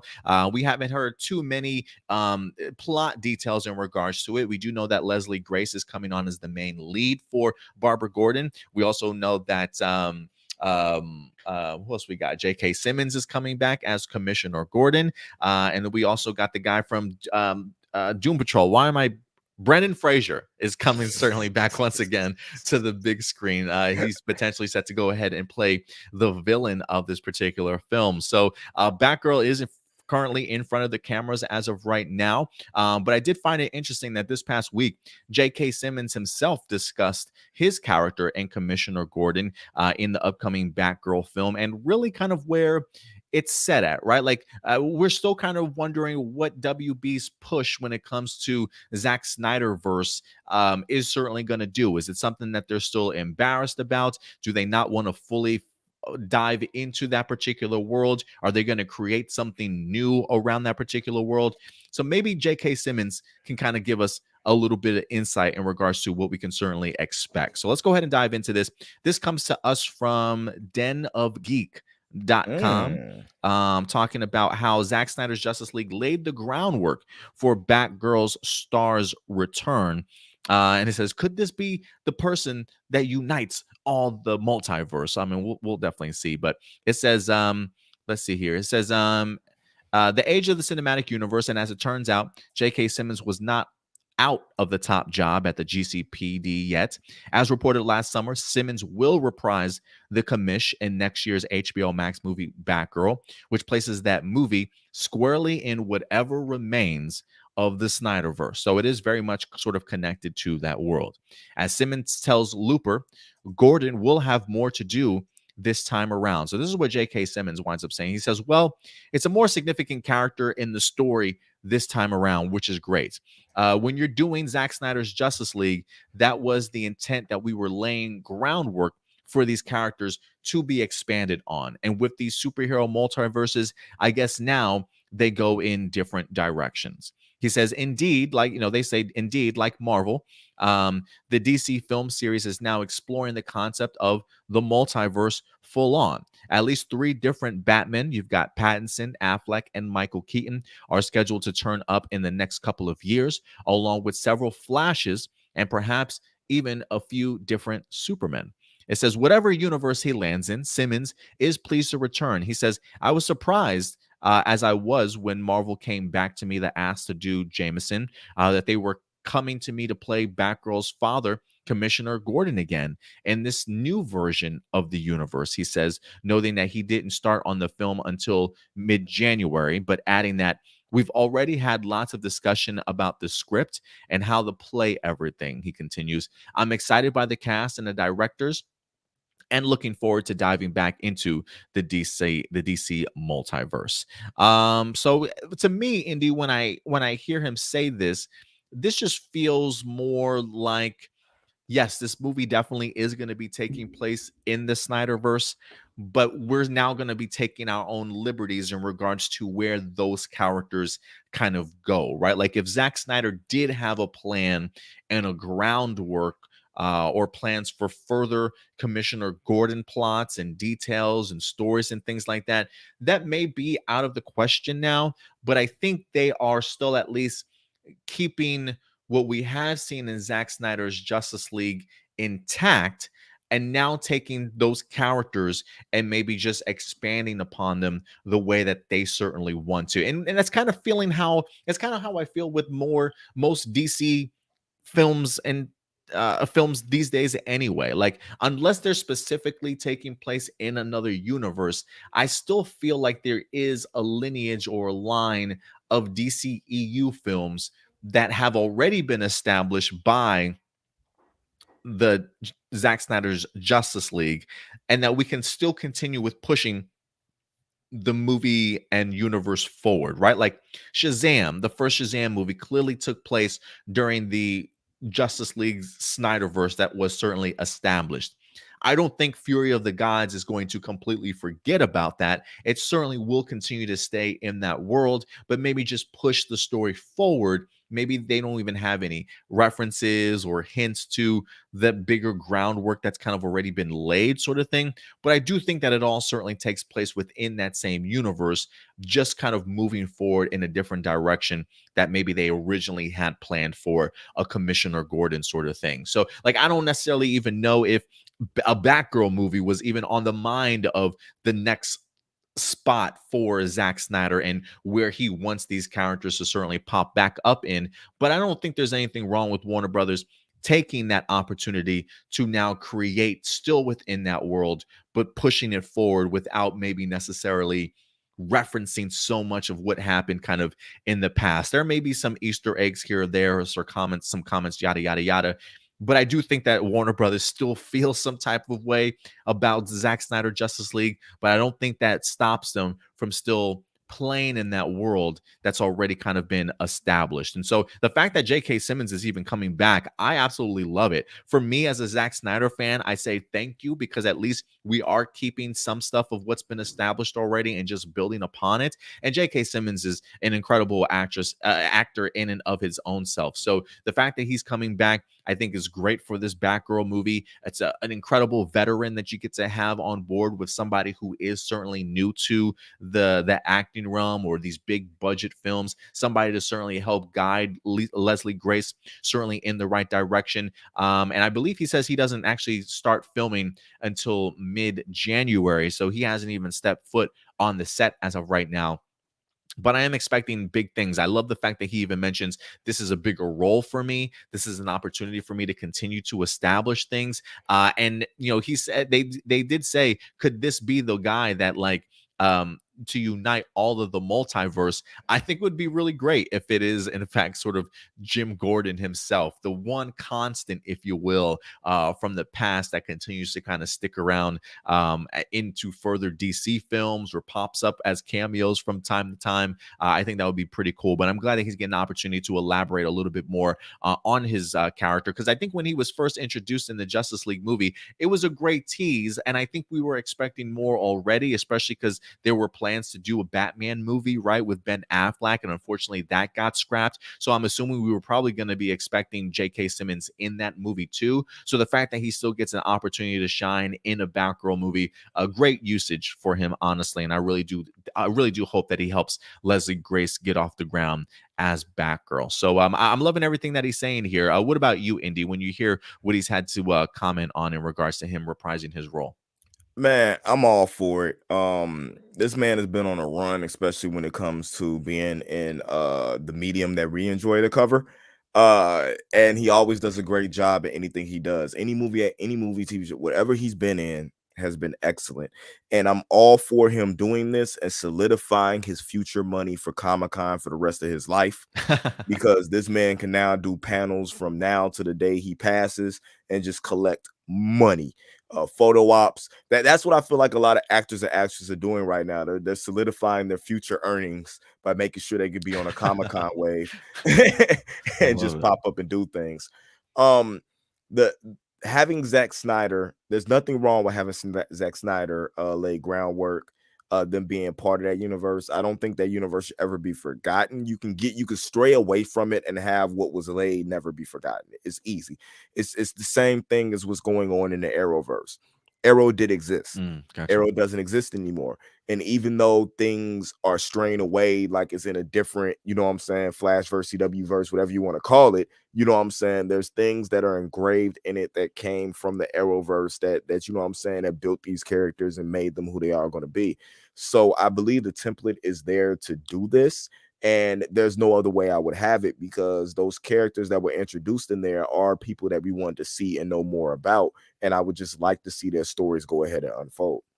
Yeah, I definitely would too, man. And like I said, we do have Flashpoint that's certainly coming up. If there is an opportunity for WB to kind of change course, this is definitely their opportunity to certainly do it if they want to in the Flash movie, but still allow them to, have some of these actors certainly return and definitely reprise their roles in some capacity. So, Nathan Moore does ask a question. He says, Batgirl isn't connected to the DC new films, right? And I feel like it very much is. I know it is only coming to HBO Max, but when you got somebody like a J.K. Simmons being attached to this film, it's hard to deny the fact that it is connected to the bigger overall picture of what the DCEU is. It may not necessarily get as much shine, but when I see J.K. Simmons as Commissioner Gordon, I mean, my head goes back to the Justice League and kind of what's already been established beforehand, sort of thing. So I do think you can have your cake and eat it too. And they've done a great job of establishing so many great characters in there. We're supposed to be getting Wonder Woman 3. That's still built off of that Snyderverse, if you will. People are still clamoring for more Henry Cavill to definitely kind of continue to kind of come back as Superman. So again, like you said, right, there's nothing wrong with keeping these characters that have been established, maybe straying away and going in a different direction that was previously thought to be using these characters. But if you can still use them, definitely go ahead and do so. So I am very much under the impression that Batgirl is connected and part of this DCEU as we currently know it. Do you see it in any other way? I totally agree. 110%. I don't think that she's just off running in her own universe when none of this other stuff exists. I feel like everything that happened beforehand is why this movie is happening to start off with. That's a good point, and I'm kind of curious to see if what kind of references that we might get to the universe, the DC universe, as it stands in this upcoming movie. So definitely let us know your guys' thoughts. J.K. Simmons discusses his Commissioner Gordon role, getting the opportunity to expand a little bit more on it. What are your thoughts in regards to having him back as Gordon in the Batgirl movie? Let your thoughts be known in the live chat or the comment section box below. All right, Indy, we got 2 more topics left. We are going to move away from the Marvel and DC talk a little bit and get down into some movie discussions for you guys, as we've got 2 movies that I thought were rather interesting to certainly talk about here this week. Both movies, unfortunately, their last sequel leaving a very bad taste in people's mouths, but one definitely worth exploring again, or 2 topics worth exploring again, as Guillermo del Toro has been on rather a huge role in regards to what he's been able to create since his first Pacific Rim movie. I mean, the man's gone on to, I think, win Best Director for one of his latest films. I mean, the man is just continuing to garner accolades and awards left after right, just truly establishing himself as one of the main big directors in Hollywood as of today. And Guillermo del Toro, I think he just dropped a brand new movie also, if I'm not mistaken, or at least it's going to be coming out rather soon. Certainly worth watching. But for those of you who enjoyed Pacific Rim, I think some of us were a little bit bummed to realize that he wasn't going to be coming back for a Pacific Rim 2. They definitely did not go with his ideas, and they decided to certainly take Pacific Rim in a completely different trajectory. And we saw how that wind up turning out. Rather forgettable film that I think some of us rather not talk about, but here we are today. And I found it rather interesting that recently Del Toro decided to go ahead and open up a little bit more about what his original concept was for Pacific Rim 2 that did not get picked up, and them going in a different direction. I thought this was actually rather enlightening. If you ever wanted to know what Del Toro certainly had in mind for his particular sequel, now we get the opportunity to certainly find out, Indy. Let's go ahead and dive into this. This comes to us from The Wrap, and I am going to be curious to ask the question, would this movie have been better than what we got in theaters? It says Del Toro reveals his twisty, scrapped original story for Pacific Rim 2. He says it was a really interesting paradox. The Nightmare Alley filmmaker tells The Wrap. That's his new movie, by the way, Nightmare Alley. It's got, I think it's got, is it Brandon Cooper? Bradley Cooper? Bradley Cooper. Bradley Cooper's in it. Yeah. It says Del Toro has given us a peek into the vision for his former Pacific Rim sequel. While promoting his upcoming Carnival Noir, Nightmare Alley, out later on this week, Del Toro revealed what his plans for the sequel would have entailed. It says, back in 2013, Del Toro unleashed his Gonzo Kaiju versus Mecha epic Pacific Rim. At the time, the filmmaker said he had an idea for the sequel and was later formally attached to one while working on the screenplay with Zach Penn. But by the time Pacific Rim Uprising got underway in 2016, Del Toro was no longer attached. The project company Legendary had established a new relationship with Universal, and much of his original vision for the movie had been abandoned. Still, what would a Del Toro helm sequel look like? We finally have some details. It says, if you haven't seen the ridiculously entertaining original film, it gives you a little bit of a backstory. But clearly, Del Toro had other plans for the sequel. It says the villain was this high-tech guy that had invented basically sort of the internet 2.0. And then they realized that all his patents came to him one morning. And so little by little, they start putting together this, and they say, oh, he got them from the precursors, the guys that control the kaiju. And then we found out that the precursors are us, thousands of years into the future. Del Toro explained. This sounds like some Tomorrow War shit right now. He says they're trying to terraform, trying to reharvest the earth to survive. Wow. And they were in an exobiosuits that looked alien, but they were not. We were inside. And it was a really interesting paradox. It says, that's right. Pacific Rim would have had time travel, people in weird alien suits, more kaiju mayhem, and an evil tech genius receiving signals from another reality. Pretty crazy, right? He says it was really crazy. And some elements of that they took and they rejigged, is what Del Toro wind up saying. Um, there's another part to this, but just hearing that concept that this tech guy created sort of an internet 2.0 just came to him one day. You come to find out that it was information given to him by the precursors, the people that control the kaiju. And then we come to find out we're the precursors from thousands of years in the future, trying to give this information to our current daytime to help terraform and reharvest the earth in order to survive. How do you think that would have gone over as a sequel, Indy? To be totally honest with you, with everything that's going on nowadays in movies, if it was put out now, it would go over cool. But back then, people would have been utterly confused. They wouldn't know what's going on. But then again, he might have won an award off of it, because that's what we were into back then, right? Movies that confused us, that we couldn't figure out, that we would just argue about. No, this meant this, this meant that. So it probably fit the tone of, you know what I'm saying, different movies out. But yeah, I could understand why they would pass on that script, because they probably couldn't even comprehend what he was trying to do. But it to me, it sounds like a good watch. It just depends on how it was going to be presented on screen. Yeah, I will definitely agree with you there. I can see why they passed on it. They're like, maybe we should do something a little bit simpler.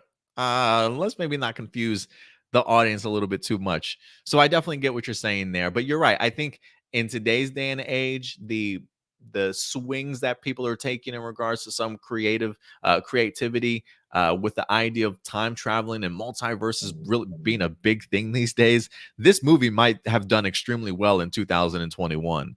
I mean, for some reason, when I think of the idea of us in the future reaching out to us in the past, that feels very Tomorrow Warsy to me. And I think a lot of people really enjoyed that movie, certainly for what it was. So let's go ahead and dive a little bit even deeper into this, because there is more to this. He does say one key difference between Del Toro's Pacific Rim 2 and the eventual Pacific Rim Uprising concerned Mako. In the film that was released, she was a minor role and is killed in a pretty unceremoniously way. It felt like something of a letdown to her character, an orphan whose parents are killed in a kaiju attack and who was raised by one of the leading Jaeger pilots. She is finally to align her emotions, exact revenge against the kaiju, and then dies off screen. This would have been the case in Del Toro's vision. He says to me, this wouldn't have been the case in Del Toro's vision. He says to me, the hero was Mako. I wanted her not only to live, I wanted her to be the main characters in the second movie. So she definitely would have helmed this bombastic movie that Del Toro certainly had in mind. You know, sometimes, Indy, there's a case that maybe some people are just too smart. And I think Del Toro is definitely one of those guys whose mind is always being creative and always pushing the envelope and doing things certainly outside of the box. I think that's what certainly has made him such a great and revolutionary sort of director and writer in his own sense. What was the movie that he just won an award for? Something in the Water, or let's see, Del Toro movies. Let's see here. So he's got Nightmare Alley that just came up. The Shape of Water is where he really won a bunch of his accolades as of recently. And again, that's the idea of a woman that's fallen in love with a sea creature. So the idea that Del Toro's mind can just go there, sometimes I think people are just too smart for their own good. And I think maybe in this sense, when it comes to Pacific Rim 2, maybe he was just ahead of his time. and was really waiting to go ahead and tap into something that was really big. It's twisty, it's odd, but it's not like we haven't seen something like this done, like you said, in current time. So I do think this movie actually probably would have been rather successful today. But I think based off of just how big and gnarly and just crazy his concept is, don't know if it definitely would have worked during that particular time period. It's something I definitely would have loved to have seen. I love his thoughts on Mako. The fact that she was a very great established character in the first one. You would have thought that they would have certainly have kept her around certainly a lot longer in the second film. There's a part of me that kind of wants to see this movie happen. I know it's certainly not going to happen, but I really kind of want to see what Del Toro's vision is. And I do wonder, with Del Toro having gone on and doing other things, I do wonder if maybe Legendary is thinking to themselves, man, we fucked up. Man, we dropped the ball. Like, we probably should have given this man further opportunities to explain his stories and be as creative as he is. Because who knows what he could have certainly have done with this franchise. But unfortunately, they went into their own route, and really took this franchise into the ground. And so we'll see if we get anything else from Pacific Rim going forward. It might be a hard sell for some people, even though we did just have the Pacific Rim animated series on Netflix. Was it last year, if I'm not mistaken? Not a fan, huh? Not a fan. Not a fan at all.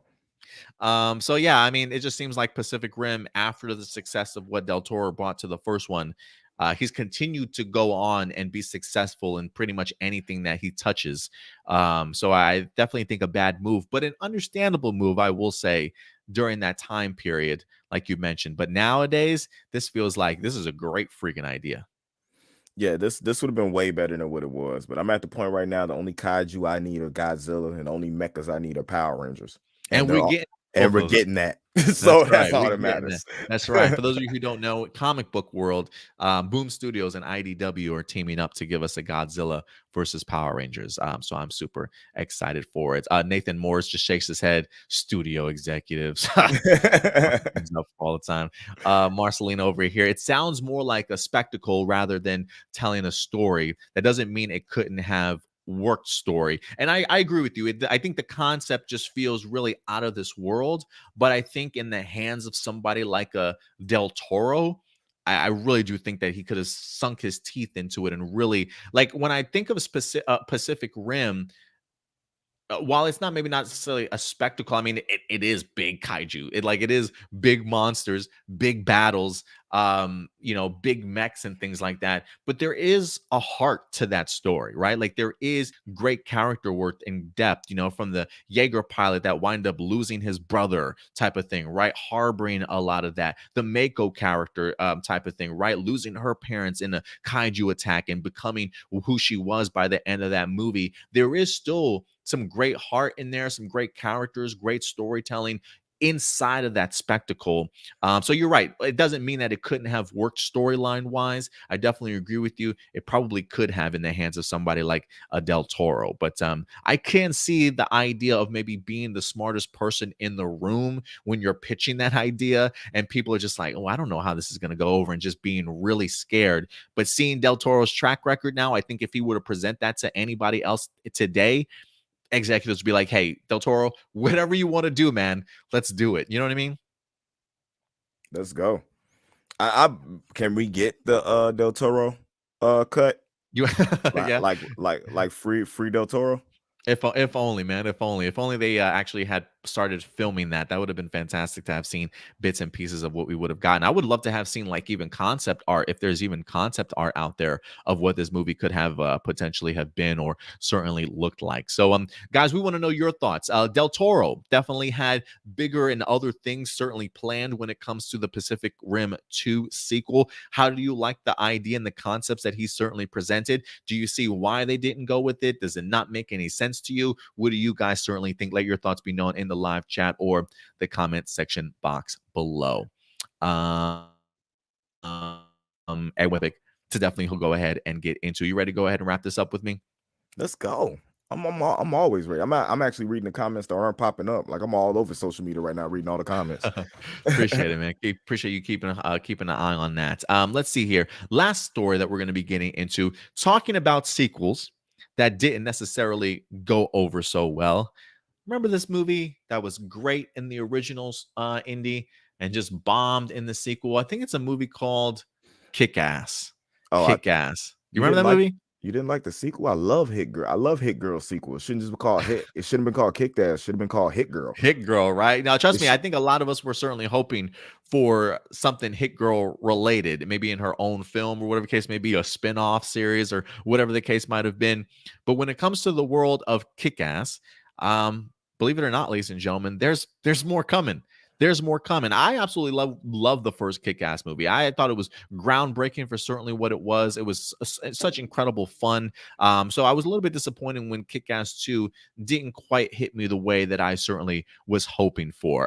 After that, we didn't necessarily get anything Hit Girl related. There were really no talks of a trilogy and rounding it off sort of thing. Instead, Matthew Vaughn went on to create, I think, a third volume comic book wise for Kick-Ass instead, which wind up being rather successful also. And then he wind up moving on to movies like The Kingsman, the first one doing fantastically well, second one maybe not too great in the box office. There is a third one, I believe, if I'm not mistaken, dropping this week also, The King's Man. So Matthew Vaughn has definitely been rather busy as of late, but he also came out this week and talked about the idea that, believe it or not, more Kick-Ass is coming your way. And let's go ahead and dive into this article here. This is from Collider.com.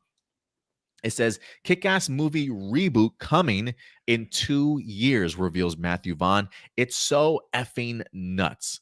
So let's go ahead and dive into this a little bit. It says, back in 2010, before the superhero genre became a home to the most popular movies on the planet, director Matthew Vaughn teamed up with a writer and brought Mark Miller and John Romita Jr.'s comic book Kick-Ass to movie screens. Unlike the other PG and PG-13 comic book movies at the time, Kick-Ass was loaded with brutal yet stylish kills, foul-mouthed dialogue from a kid, a powerless Peter Parker type, and Nicolas Cage as a vigilante big daddy. While many fans loved what they were seeing, others were outraged, condemning the film for its language and extreme violence. The film only grossed just below $100 million at the worldwide box office, but it exploded on home video, leading to a sequel and a lot more merchandise, which is still readily available online and at every Comic-Con.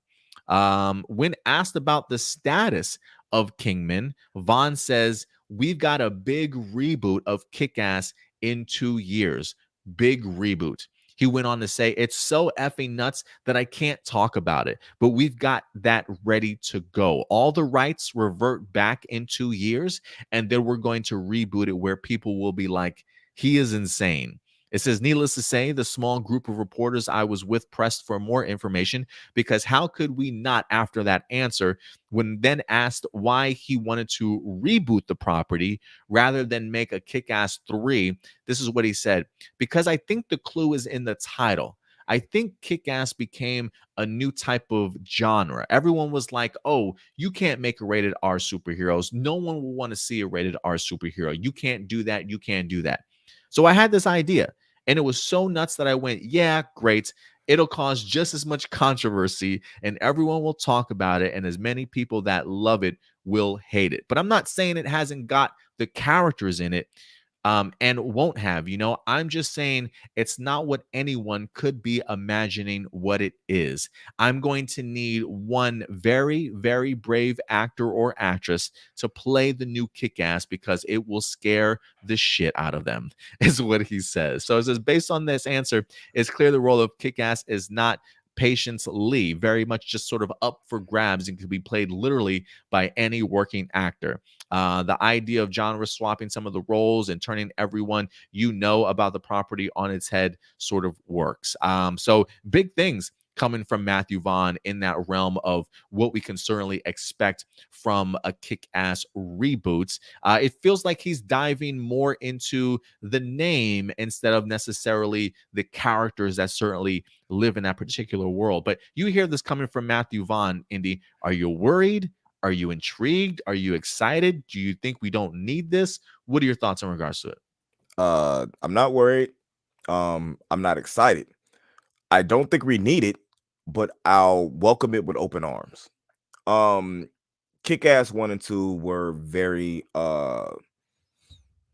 inspiring to me, I guess you could say. I have several songs, you know what I'm saying, themed from Kick-Ass. Yeah, great And soundtrack. to me, it's one of the reasons why I feel like a rated R movie like Deadpool, you know what I'm saying, was allowed to work, and Good point. why it tapped us so much is because we already had that type of experience with Kick-Ass, because technically that's what it is, except Deadpool has powers, That's you a good know? point. Yeah. So I'm for this, and if it and it's cool too that he's gonna wait 2 years so the rights revert back, so that way he can shop it to whoever he wants to. This Netflix will be a perfect home for this. Oh, so you think maybe streaming instead of actual theatrical release, huh? Yeah, Which I don't I wouldn't be mad at. I wouldn't be mad at. Based off of the fact that the first one, like the article said, didn't even break $100,000. Um, the second one, I don't even know what the box office for the second Kick-Ass certainly was. Financially, that might be the route to go in regards to putting it on streaming service to garner more eyes and maybe avoid the financial risk and be able to get somebody to pay a pretty penny for that franchise. Marcelino says, which Kick-Ass do you want it to be? A reboot of the original Kick-Ass or the new Kick-Ass where it's an African-American single mother who is a war veteran? Tessa Thompson says she's open to playing her. Yo, he just said he needs an actor that's ballsy enough to really go ahead and take on this role. I think Tessa Thompson's a great idea. you had me at Tessa Thompson. Yeah. I've never been into the current Kick-Ass, the one they had running. I didn't. It to me, it was a play too much into. Not only is she African American, she's a war veteran and a single mother. Why does she have to be a single mother? Just Like everything on top, right? Like yeah, just like you got two good things going. It was like, oh, it can't be too good. Let's make her a single mother. I was like, yeah, whatever. But if Tessa Thompson, anything she does, anything she has put her hand into, has been amazing. And for that role, to be totally honest with you, I think she'd be perfect because she don't feel like she's coming back to the MCU anytime soon. well, I think she's gonna be in the new Thor movie. Like I said, anytime soon. And I think I think her role in just thinking of her role as Valkyrie in Ragnarok, just her attitude and the way that she certainly holds herself, like I could definitely see that being a kick-ass sort of mentality a little bit, and then maybe everything else that she certainly has on her plate. Tessa Thompson is an incredible actress, so I really do like that call, Marcelino. But I do like the idea. Like I would be open to it, honestly. I don't know, looking at Matthew Vaughn's current track record, I love the first Kingsman. I wasn't necessarily the biggest fan of the second. I might check out Kingsman though. He's done some great work, and then he's also done some forgettable work also. But I do think that if Kick Ass is something that he seems really passionate about tackling again, I think I'm with you. I'm not super excited. I am intrigued enough to definitely go ahead and check it out, though, and definitely give it a shot. Especially when it comes to the idea that maybe Kick-Ass isn't necessarily, like you said, a one particular hero franchise. Maybe it's the idea of just a concept of what Kick-Ass just truly means and what it kind of stands for. And if you take that and kind of elaborate upon it, and really give us some really great, compelling characters, I would be interested to see what Matthew Vaughn definitely has up his sleeve again. It was such a fun first movie that he wound up creating, that I would definitely love to see what he does a third time around for this particular movie. So we'll definitely see. But some great calls there, man. I love that. I feel like I'm going to be stuck with that Tessa Thompson suggestion in my head now. No, I'm all for it, man. I'm look, and to be totally honest with you, I'm kind of upset that Chloe Grace went through the things she went through, because I really felt like that was her thrust to stardom. But sometimes when you're that young starting in things, it just doesn't work out right, because I thought she had a bright future ahead of her. Yeah, I did so too. And she has come out recently, like rather recently, and talked about the idea that while she hasn't heard any news of them doing a sequel to Kick-Ass 2, she has mentioned the idea that she would be open to returning as a character again. And I think if you've got a great script, if you've got a reason for her to certainly come back, I would love to see her kind of get involved. Even if it is a reboot, maybe having her play another character in some particular way or another, or maybe a more grown-up version of Hit Girl. I'm kind of curious if that's something that you can still kind of bring to life. I mean, I know it's not necessarily a sequel. He's saying it's kind of a reboot. I would be curious to see what his vision of a reboot definitely looks like and entails. But I would love to see Chloe reprise her role one more time, or even if we can get like a spin-off series or something. Like, give me a limited series of what Hit Girl's up to these days, played by Chloe. I would absolutely take that. Give me a Hit Girl series on Netflix, or maybe Chloe could play an African American war veteran that's a single mother. I mean, maybe not that on the nose, but yeah, maybe maybe a war veteran mother. We'll definitely see. But all right, guys, we want to know your thoughts. Does the idea of a Kick-Ass movie reboot worry you? I mean, I feel like Matthew Vaughn is pretty accurate with this. Like, he feels pretty confident that this is happening. I mean, talking about you're going to get one in about 2 years, or at least the rights revert back in 2 years. So I don't know if he has anybody in regards to studio or anything like that that's ready to go ahead and jump at that opportunity. But he seems like if there is a next project that he's working on, this is definitely happening. I mean, you think this is definitely going to be coming to the big screen or small screen the way he's talking? I think he would want to. I think he would want big screen, but I think something like that would just, especially now with how we intake our media, I think it would just work better on a small screen. I agree. I definitely agree there. All right, guys. But yeah, let us know your thoughts in the live chat or the comment section box below. And let us know what you guys think of a potential Kick-Ass reboot. Is it something you guys want or interested in? Definitely go ahead and let us know your thoughts. All right. I think it's time now for live viewer questions. Indy, let's do it, man. There's always a fun part of the episode, and we got floored with questions today, bro. We got a bunch of Wow. emails, man. We really did. Let's see here. Got some new faces. Always looking forward to that. Jessica Friedman, always a returning face we look forward to. Would you like to see Wonder Girl get her own movie or TV show one day? And would you like to see Oliver Queen come back for the Arrowverse anniversary? So look, we almost got ourselves a Wonder Girl television show. It was originally planned and then I think eventually scrapped. And they decided to go ahead and pull the trigger on Powerpuff Girls. Oh wait, that's right. That's just shitty pilots. You missed your opportunity, DC. But listen, I do think at some point in time, Wonder Girl will make her way back around. I think she's probably going to be a rather successful character when it comes to DC Comics, and one that I would absolutely love to see explored on the TV screen. So I say maybe give it another year or two. I think Wonder Girl will be back. What about you? Do you think we'll ever see Wonder Girl on the TV or maybe movie? No, you think that's I think we have the Wonder Girl that we're gonna have. From where? Uh, in Titans? Yeah. Oh, in Titans. Oh, okay. Is it bad? I forgot the name of the show. I'm like, I think there's a chance. I think once Wonder Woman 3 drops, I think they will be interested in trying to bring a Wonder something back to television. While I do look at Donna Troy as a Wonder Girl on Titans, I feel like she's established herself so much more as a Donna Troy than a Wonder Girl. If that makes any sense. So I think maybe after Wonder Woman 3, once Gal Gadot has wrapped up that particular movie, maybe they'll be more open to the idea and say, hey, let's bring Wonder Girl to life on TV. So I'm keeping my fingers crossed. And do you think Oliver Queen will come back for the anniversary? I don't think so. No? And the reason I don't think so is I think if I'm right on filming, I think the same time they would be filming something like that, he'll be doing Heels. I will say yes. I think I'll say yes. You might. I think you got to. No, I was gonna say you got a better chance of Emily Beck coming back, but I think she wants nothing to do with the CW at all. So, now I don't know if necessarily you get him to come back. I think you'll have other characters come back rather than him that signify that, you know what I'm saying, love for Arrow. I think you'll have like arsenal. You know what I'm saying? Like you had characters like Mm, that. It's so many characters you got pop up that mean Arrow. You know what I'm saying? Other than Oliver Queen itself, that will have a significant, you know what I'm saying, stance. I mean, even if you bring Sarah Lance in, considering she wasn't in this last, you know what I'm saying, Armageddon or whatever, because she was off doing something. There's a Malcolm Merlin, or mm. if you can get if you can Thea get Speed, Queen. Thea Yeah. Queen. You know what I'm saying?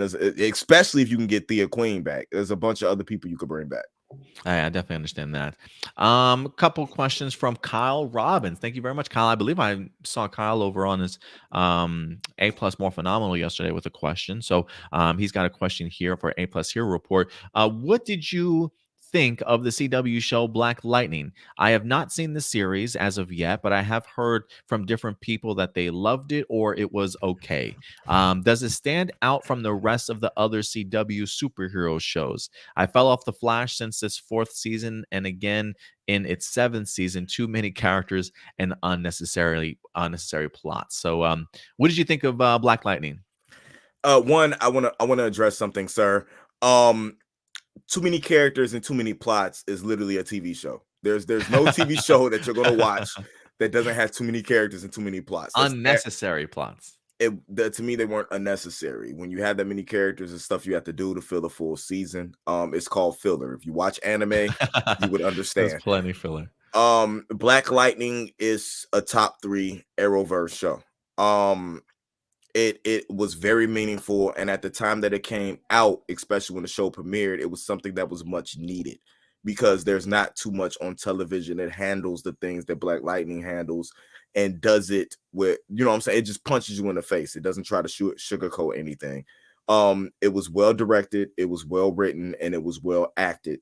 And you honestly should take the chance to sit down and watch it, because I feel like everybody can learn something important, you know what I'm saying, from that show. It was more than just watching something to enjoy it. You left, you know what I'm saying, knowing more. You know, you left influenced, and you left with something. You left a better person from sitting down watching that than anything else you could. Yeah, for me, Black Lightning was such a unique series. We never really had another CW show where it focuses on, not only a black family, but also a black family of superheroes. It was a really unique concept and idea that unfortunately seems like it was replaced by Superman and Lois in that Yeah. sense, which was a little bit sad, unfortunately. To me, it was always a series that deserved to get more seasons, and certainly what it did. I thought the actors, especially Cress Williams as Jefferson Pierce, extremely motivating and just a really inspiring sort of character. And I really enjoyed it. I think the fact that you say in your comments that, you've heard from different people that they love it or say that it was okay, I think is a big thumbs up. The fact that you haven't really heard too many people say, oh, this is a crappy show, don't watch it, but you're getting positive reviews for it. I definitely do think it's certainly worth your time. And I agree. I think the series does tackle concepts and social issues where it doesn't feel like it's being thrusted in your face, because this is really what these characters deal with on a regular basis, on an everyday life, right? And I think it Mhm. just really brings those issues to a bigger light, and to kind of see how those characters handle those situations too, I think really does speak volumes, producing some of the best villains, if not one of the best villains from the Arrowverse in regards to Tobias Well in here, just as cold-blooded as they come. Some other incredible characters like Painkiller emerge and stuff. I mean, I just thought Another show that should have been picked that up, should and have been picked you're up. Yeah. working on friggin' Powerpuff Girls.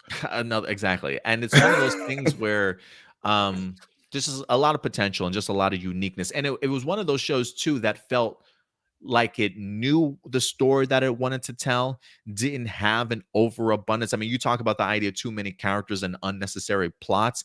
Black Lightning never felt like it had unnecessary plots. It always felt like a really tight ship, had enough episodes to tell the story that it wanted to tell, and would move on to the next season and just build upon that. So I always thought it was one of the more tighter ships in regards to CW I shows. got one even better for you. Black Lightning was the only show that didn't have to use Flash or Arrow to introduce it like all the other shows. That's true too. It definitely established itself in its own way for sure. And Black Lightning definitely has had his impact. Whether it be Crisis, whether that be a brief sort of period of time, his moment with the Flash on Crisis brought him back for this Armageddon moment that we wind up having because so many people have been clamoring for it. So I say give it a shot. Listen, not every series is going to speak to you, and not every series is going to be for everybody. But I think Black Lightning was such a solid and really enjoyable show that it's definitely worth checking out if you haven't yet.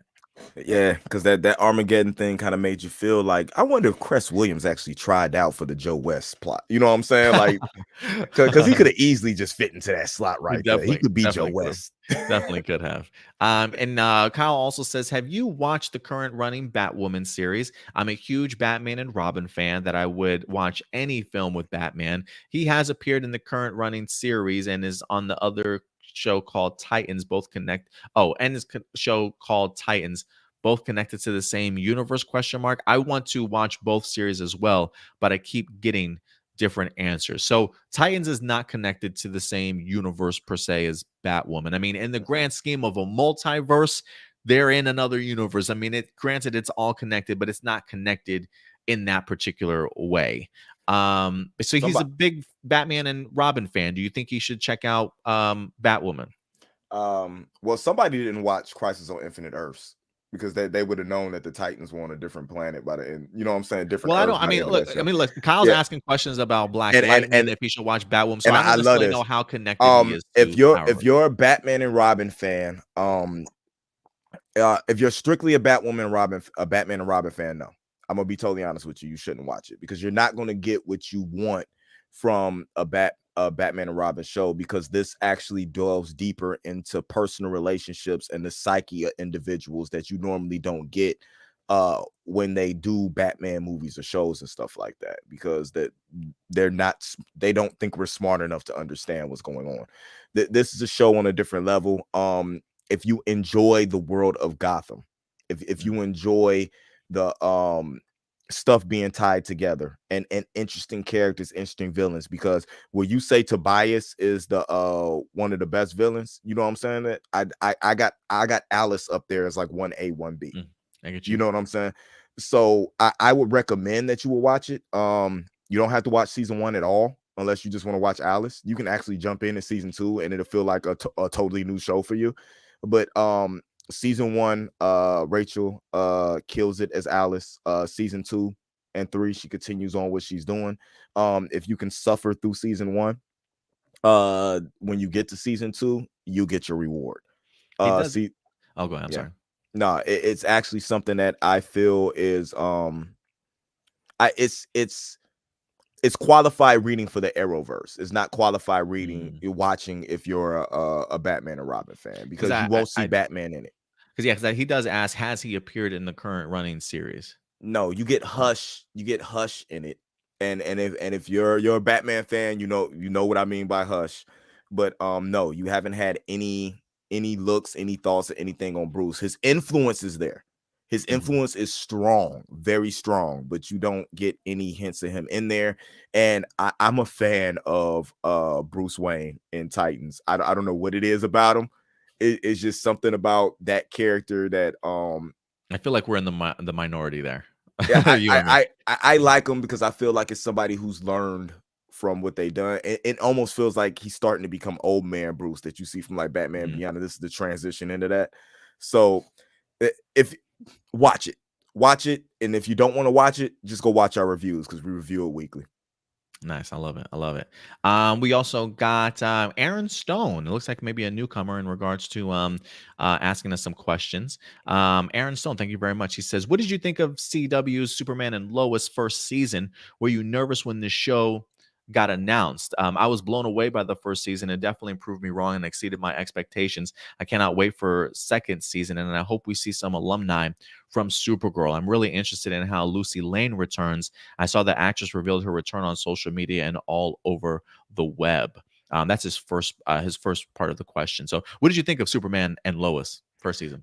I liked it. I wasn't worried about anything when it came to that because I felt like it was enough established background and lore. Not talking about like Superman in general. I'm talking about like in the Arrowverse, for that to be successful. And I actually like that they didn't try to force it on us. That they waited until I feel like they knew Supergirl was going to end beforehand, and they eased us into, you know what I'm saying, the Superman and Lois show. And the way that they did it with Crisis was very smartly. It was a Marvel-esque ploy, you know what I'm saying, to put a new show on television. And I really dig it. I believe Tyler deserves a lot of credit, you know what I'm saying, that he gets playing that role, a well-deserved lead role for him because he had a co-star, you know what I'm saying, Lee. I don't even, and a while just went to reoccurring guest on Teen Wolf, but that's where I became nope, be honest with you, Seventh Heaven is where I became Oh, nice. you know what I'm saying. That's why I knew him from, was Seventh Heaven. But when I saw him in Teen Wolf, and then it was announced that he was actually going to play Superman, I was like, I can see it because of what I saw him do on Teen Wolf.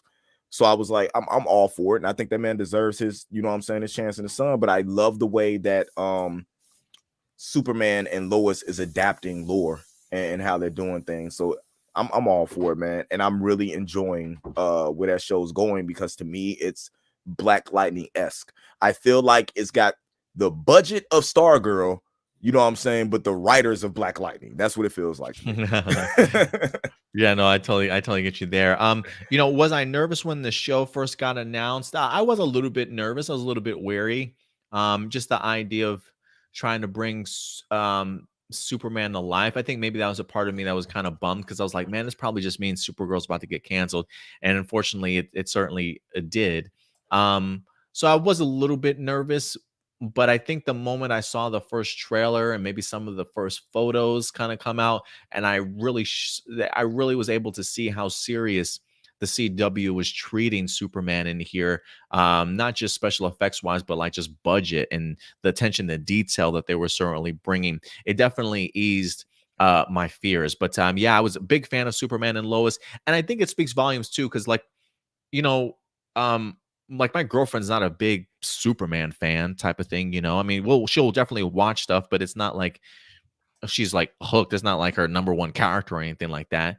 But the fact that even my girlfriend and I like became immediately hooked to this, and it became a show that while we didn't watch it weekly, it was one of those things when a new episode dropped, we were like, man, we gotta watch this. So I think when you are able to reach out to general audiences and people that may not even be interested in Superman or might be nervous about Superman on a CW show, but like I think people really dismissed it immediately when they heard it. But I think it speaks volumes to how good that show is when it's able to garner that type of attention. So if you have not checked out Superman and Lois, do yourselves a favor and please do. He says, why do so many people online complain about the CW network, especially whenever there's a new series announced? I've watched some of your old coverage and you talked about the live action Powerpuff Girls series. Any news on it as of late, or has it been axed? No news on it as of late. It might be axed for all I know, but no new news besides the fact that they were going to rework the pilot, but then we had Chloe Bennett wind up dropping out, so they're probably going to have to maybe do some sort of recasting and stuff too. I think this is like the redheaded stepchild that CW doesn't want to talk about much anymore, and maybe working on behind the scenes. But yeah, why do many people online, you think, complain about the CW network, especially whenever there's a new series being announced? Because they want something to complain about. There's always gonna be somebody complaining about something, man. Like I showed you, you had people complaining about Spider-Man, giving it a half star just because they didn't want to see Marvel fans happy. If it's not what somebody wants, they're going to complain about it. But they're normally the minority. It's just that the internet makes their voices louder than what it really is. I get you, definitely. A couple questions from Marcelino Vasquez. I think you missed this question last week or the week previous, Indy. He says, I already asked Adam and Stuart this, but Indy is the anime expert. He says, whenever there is a bad anime, it's usually because the anime staff deviated away from the author's original manga. This is why a lot of people hated the later season of Tokyo Ghoul. However, could you name an anime that was bad because the manga was? And when I say bad, I'm talking Too Fast, Too Furious bad. Can I ask you a question? Did he just send that? Did they just send that question in? Because like, 1146. okay, because I'm like, he had to look at what I was wearing and then ask that 11, question. yeah, 1146. Yeah. I am in the minority because I'm actually one of the ones who enjoyed the entire anime, you know what I'm saying, animated run of Tokyo Ghoul. No. I can't think of a bad anime that was Bad because of written. the original manga was bad. I'm gonna catch slack for this, but this is just my personal opinion. Inuyasha. Inuyasha, to me, the anime was bad, and the I couldn't even understand why people were trying to call that top 10. Let me correct this. It says whenever there is a bad anime, it's usually because the anime staff deviated away from the original manga. This is why a lot of people hate it. Oh yeah, could you name an anime that was bad because the manga was? Okay, I'm sorry. Go ahead. Yeah, Inuyasha. To me, that's my personal opinion. The manga was bad, the anime was bad too, and then I just got so invested because I was reading and watching that I just watched it. It never ended. Neither they just cut it off, and that might be, you know what I'm saying, another signification of it being bad. Or if you want me to get real with you, Dragon Ball GT, flipping horrible. Yeah, man. I get you. Let's see. He says, the scene in Endgame where Thor reunites with his mother. I heard some people say that they probably wanted Odin to be in that role instead, but couldn't get Anthony Hopkins back, so they were forced to do Rene Russo. What do you think? I personally like it the way that it was. I hadn't heard anything about that, but I do think that there's always something maybe impactful between a mother and son relationship. I think, like for me, I'm almost glad that it was Renee. Like for me, it's almost hard to see Odin in that particular role because it's really rare that I think that we've seen Odin and Thor share that kind of same screen time together. Like they had that brief moment in the passing of Odin in Ragnarok where he's talking to his sons. But I think the idea of this, if there's anybody that truly understands the stuff that Thor has gone through in his life, that motherly advice, I think, goes a really long way. So I can't imagine it being Odin or anybody else other than Thor's mom being in that particular role. Because I think Thor always connected with his mom on that level better than he ever did with Odin. So it always feels like his mom was the right, certainly, way to go. One, people are weird. In regular storytelling, and this is the way it goes. Thor lost his mom, Thor lost his girl, Thor lost his dad. The only person you ever went to that understood the type of person was, if you watched What If, you understood how close the relationship of Thor and his mom was. No matter how many times he messed up, all the wrong he did, he was never, you know what I'm saying, that bad of a person in his mom's eyes. And the scene in Endgame, to me, was made more powerful for the fact that his mom knew when she was talking to him, because of the abilities that she has, that why he was there, and that wasn't her son from, you know what I'm saying, with a son from having a conversation with him, to that went on to help him get past, you know what I'm saying, everything that he was going through to set up to alleviate the pain and stuff, all the weight he was carrying to prepare him for the fight with Thanos. So it makes 110% more what I'm saying, 110% more sense for it to be his mom than to be Odin, because he was already at peace with Odin from the conversation that they had when Odin passed away.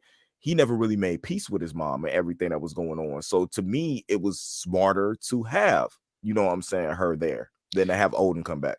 Yeah, that scene felt just felt very natural to me, in the sense that if people are saying that they just couldn't get Anthony Hopkins, or that would have been him in that role, it just doesn't feel that way to me. It almost feels like it was so well written that it was Rene Russo the entire time. It just made that much more sense. Yeah, So it's similar to the people who are now upset that Aunt May looks young. She's too young. She's too young to play Aunt May. Marissa Major looks good for her age. She's 57 years old. You know what I'm saying? She could be Grandma May, to be totally honest with you, rather than Aunt May. Leave it alone. um, and then last question, he says, "What got you guys into comics, and how come you're into novels as you are into comics?" And no, Adam, Star Wars novels do not count because they are expansions from the first trilogy, from what the first trilogy give us. Personally, I'm more into novels than comics, but I do like to keep up with comics by watching other people online reviewing them. No, they are novels. There's a reason why they're called adult novels or young adult novels. Like they are novels, regardless how you certainly want to look at it. But what got you in the comic books, Indy? What got me into comic books? To be totally honest with you, it was my mom. My mom was a huge let me not say a huge X-Men fan. She was a huge Gambit fan. Remy LeBeau was her passion, shall I say, to the point where she had adult toys themed after Remy LeBeau. And used to be Gambit comics and everything everywhere. And that's honestly what got me into comics. And I started collecting and reading. Uh Manga, novels, you know what I'm saying, and everything like that. And I do prefer a novel. I do prefer a collection of stories over just having, you know what I'm saying, an issue of a comic. So a lot of times I'll buy manga novels and everything like that. I'm into manga now more than I am comics, you know what I'm saying, to Mhm. start off with. But it's just And that's something saying about something because I know you go to the comic book store and I've seen your lot of comics that you come back, your haul that you come back with, and spending $100 and the, stuff sometimes some weeks. yeah, but the writing's getting worse. That's Oh, why the writing's getting really bad. That's why I'm like, I'm not collect like a lot of people buy just to collect for resale value. You know, I buy for stories. I don't mhm. buy just to have something. I want to read a good story. A lot of times I'm buying to try to guess where the MCU and DC is going to go next. Because it seems like to me Kevin Feige's paying attention to, you know what I'm saying, new issues of comics and everything Well, like that. hey, I mean, Kevin Feige is in charge of all that now too. Like Yeah. what gets published over there in comic book land now. So I'm interested in that, but nah, man. It's harder to get mangas than it is. You know what I'm saying? Comics. You can't just. I don't have a bookstore close to me in my life. They close all the borders, so it's not Hmm, like I can just go there and buy the new issues of the mangas. I get you. But it's a good thing. No matter what you're into, it's all about, you know what I'm saying, relieving your stress and transporting your mind, you know what I'm saying, to a different world and experiencing something, you know what I'm saying, in the way you want to experience, but through the inspiration of somebody else. Yeah, no, definitely get you there. That's a great explanation. Yeah, for me, I just remember, I think one of my earliest memories is probably going over to my grandparents' house. I believe they lived in Queens when I was younger. We would go over to their apartment all the time whenever my uncle would pick me up, and I would walk with my grandfather to the nearest grocery store, or like this. We would go to the grocery store, and on the way there used to be like a comic book and baseball card collecting shop. I don't even necessarily know if it was meant to be that or if they just sold it there. My memory is a little bit vague there, but I remember just seeing a bunch of comic book turnstiles, the circular ones, and they always have their comics like in there. Mhm. And I remember always going in there and just being amazed by the comics and the artwork and stuff. And I remember one of my first couple of comics I picked up was it was a X-Men Classics comic, which was kind of like a retelling of or like a republishing of storylines. And it was the Dark Phoenix saga. Is one of the first comic books I picked up along with the Spider-Man versus Venom comic book that was out also. I remember vividly too the cover. I think it was by Eric Larson, and it was Venom with Spider-Man's skull in his hand or something like that. Mhm. And it was always something that really kind of always stood out to me. And so I immediately fell in love with art. I wanted to learn how to draw myself. I took some creative writing classes in high school. But yeah, I just remember that was probably my first experience growing up as a kid that I can vividly certainly remember. When it comes to novels, though, like for me, novels, it's hard for me to read other novels outside of Star Wars because there is a part of me like there's just so many books and so many different genres that I don't fully know what type of genre I'm into or I find really intriguing. Like, I read all like the Angels and Demons stuff by Dan Brown and the Da Vinci Code when that stuff was popular. I feel like I read some of the popular books that kind of come out that by Dan Brown, and then of course the Harry Potter novels and stuff. But I've always stuck with Star Wars novels, so maybe like fantasy, action, adventure stuff is right up my alley. But yeah, I just I don't know. I don't read as much as I would like to, but always worth reading for sure. Um, AJ's got a couple questions. I wanted to ask you this for a while, but I kept losing my train of thought. What was your reaction when both Marvel and DC first announced that they were bringing live action universes to the big screen? Did you ever think that both fandoms would bring each comic book universe to the big screen? I mean, growing up as a kid, no, I don't think we were able to fathom or even wrap our heads around the idea that the comic books that we were reading as kids one day would ever get turned into something big. For me, I think that changed when I saw movies like Blade and X-Men for the first time, and that floored me. But even then, I don't think we were ever mentally ready to prepare ourselves for where we are today. You know what I mean? Like, I never thought we'd be here. It wasn't until after Iron Man came out, because I don't Yeah, even it wasn't until like Iron Man 2 that they started world building. You know what I'm yeah, saying? Really. So they didn't even know until they saw the popularity of what Iron Man was, and they went, "Oh, we could do something with this." So I don't think anybody knew that they were going to adapt that into the type of universe. And then DC just went, "Oh, if Marvel can do it, we should do it too." That's exactly what happened. So I mean, I'm ecstatic that we have it here now. Stuff from the beginning, you never knew you would have this. That we would be living week to week to seeing what's happening. You know what I'm saying, in this universe. I mean, I put a post on that said, "Hey, I feel like Hawkeye episode 5 is required viewing before you go see Spider-Man." You know what I'm saying? When I saw it, like, it's that you don't have to see it, but when you watch it, it makes you appreciate. It literally makes you appreciate No Way Home more while you're watching it, just because what they put in that episode. I So get now you. it makes me feel like I have to watch episode 6 after watching Spider-Man, just to see, you know what I'm saying, what Easter eggs and stuff they laid in there. You know what I'm saying, afterwards. Now that we know that Hawkeye takes place after No Way Home, so Mhm. it's interesting to me, and with stuff like that, and with the writing. And it's the same thing. It's the same thing when we watch anime, when we watch Goku become Super Saiyan for the first time, or, you know what I'm saying, we saw that that Frieza was commanded by Lord Beerus to destroy the Saiyan home world, and the ties that, you know what I'm saying, Beerus is training Vegeta. You know, it's ties and stuff like that that get us more interested in the world and what's going on with it. I definitely agree for sure. Let's see. With when Terry Silver returns for season 4 of Cobra Kai, do you think he's still going to be the same Terry from Still Evil, or perhaps he got a little bit nicer considering he's older now? Bro, from the He's trailers, still look a like he dick finna, from the yeah. trailer. From the trailers, like he's still a dick. Yeah. Like, I expect him to still. He says Kreese is obviously still an ass, and so yeah, I think so is Terry Silver. I'm not expecting him to have changed too much. I mean, if anything, Adam would be even cooler if he made it into an audio podcast. He says I got the voice for it. Apparently, we'll see. I have decided to go ahead and take down the Patreon account. Because of the fact that we're a little bit single-handed, a little bit short-handed these days. Life is just kind of taking over with the newborn and stuff.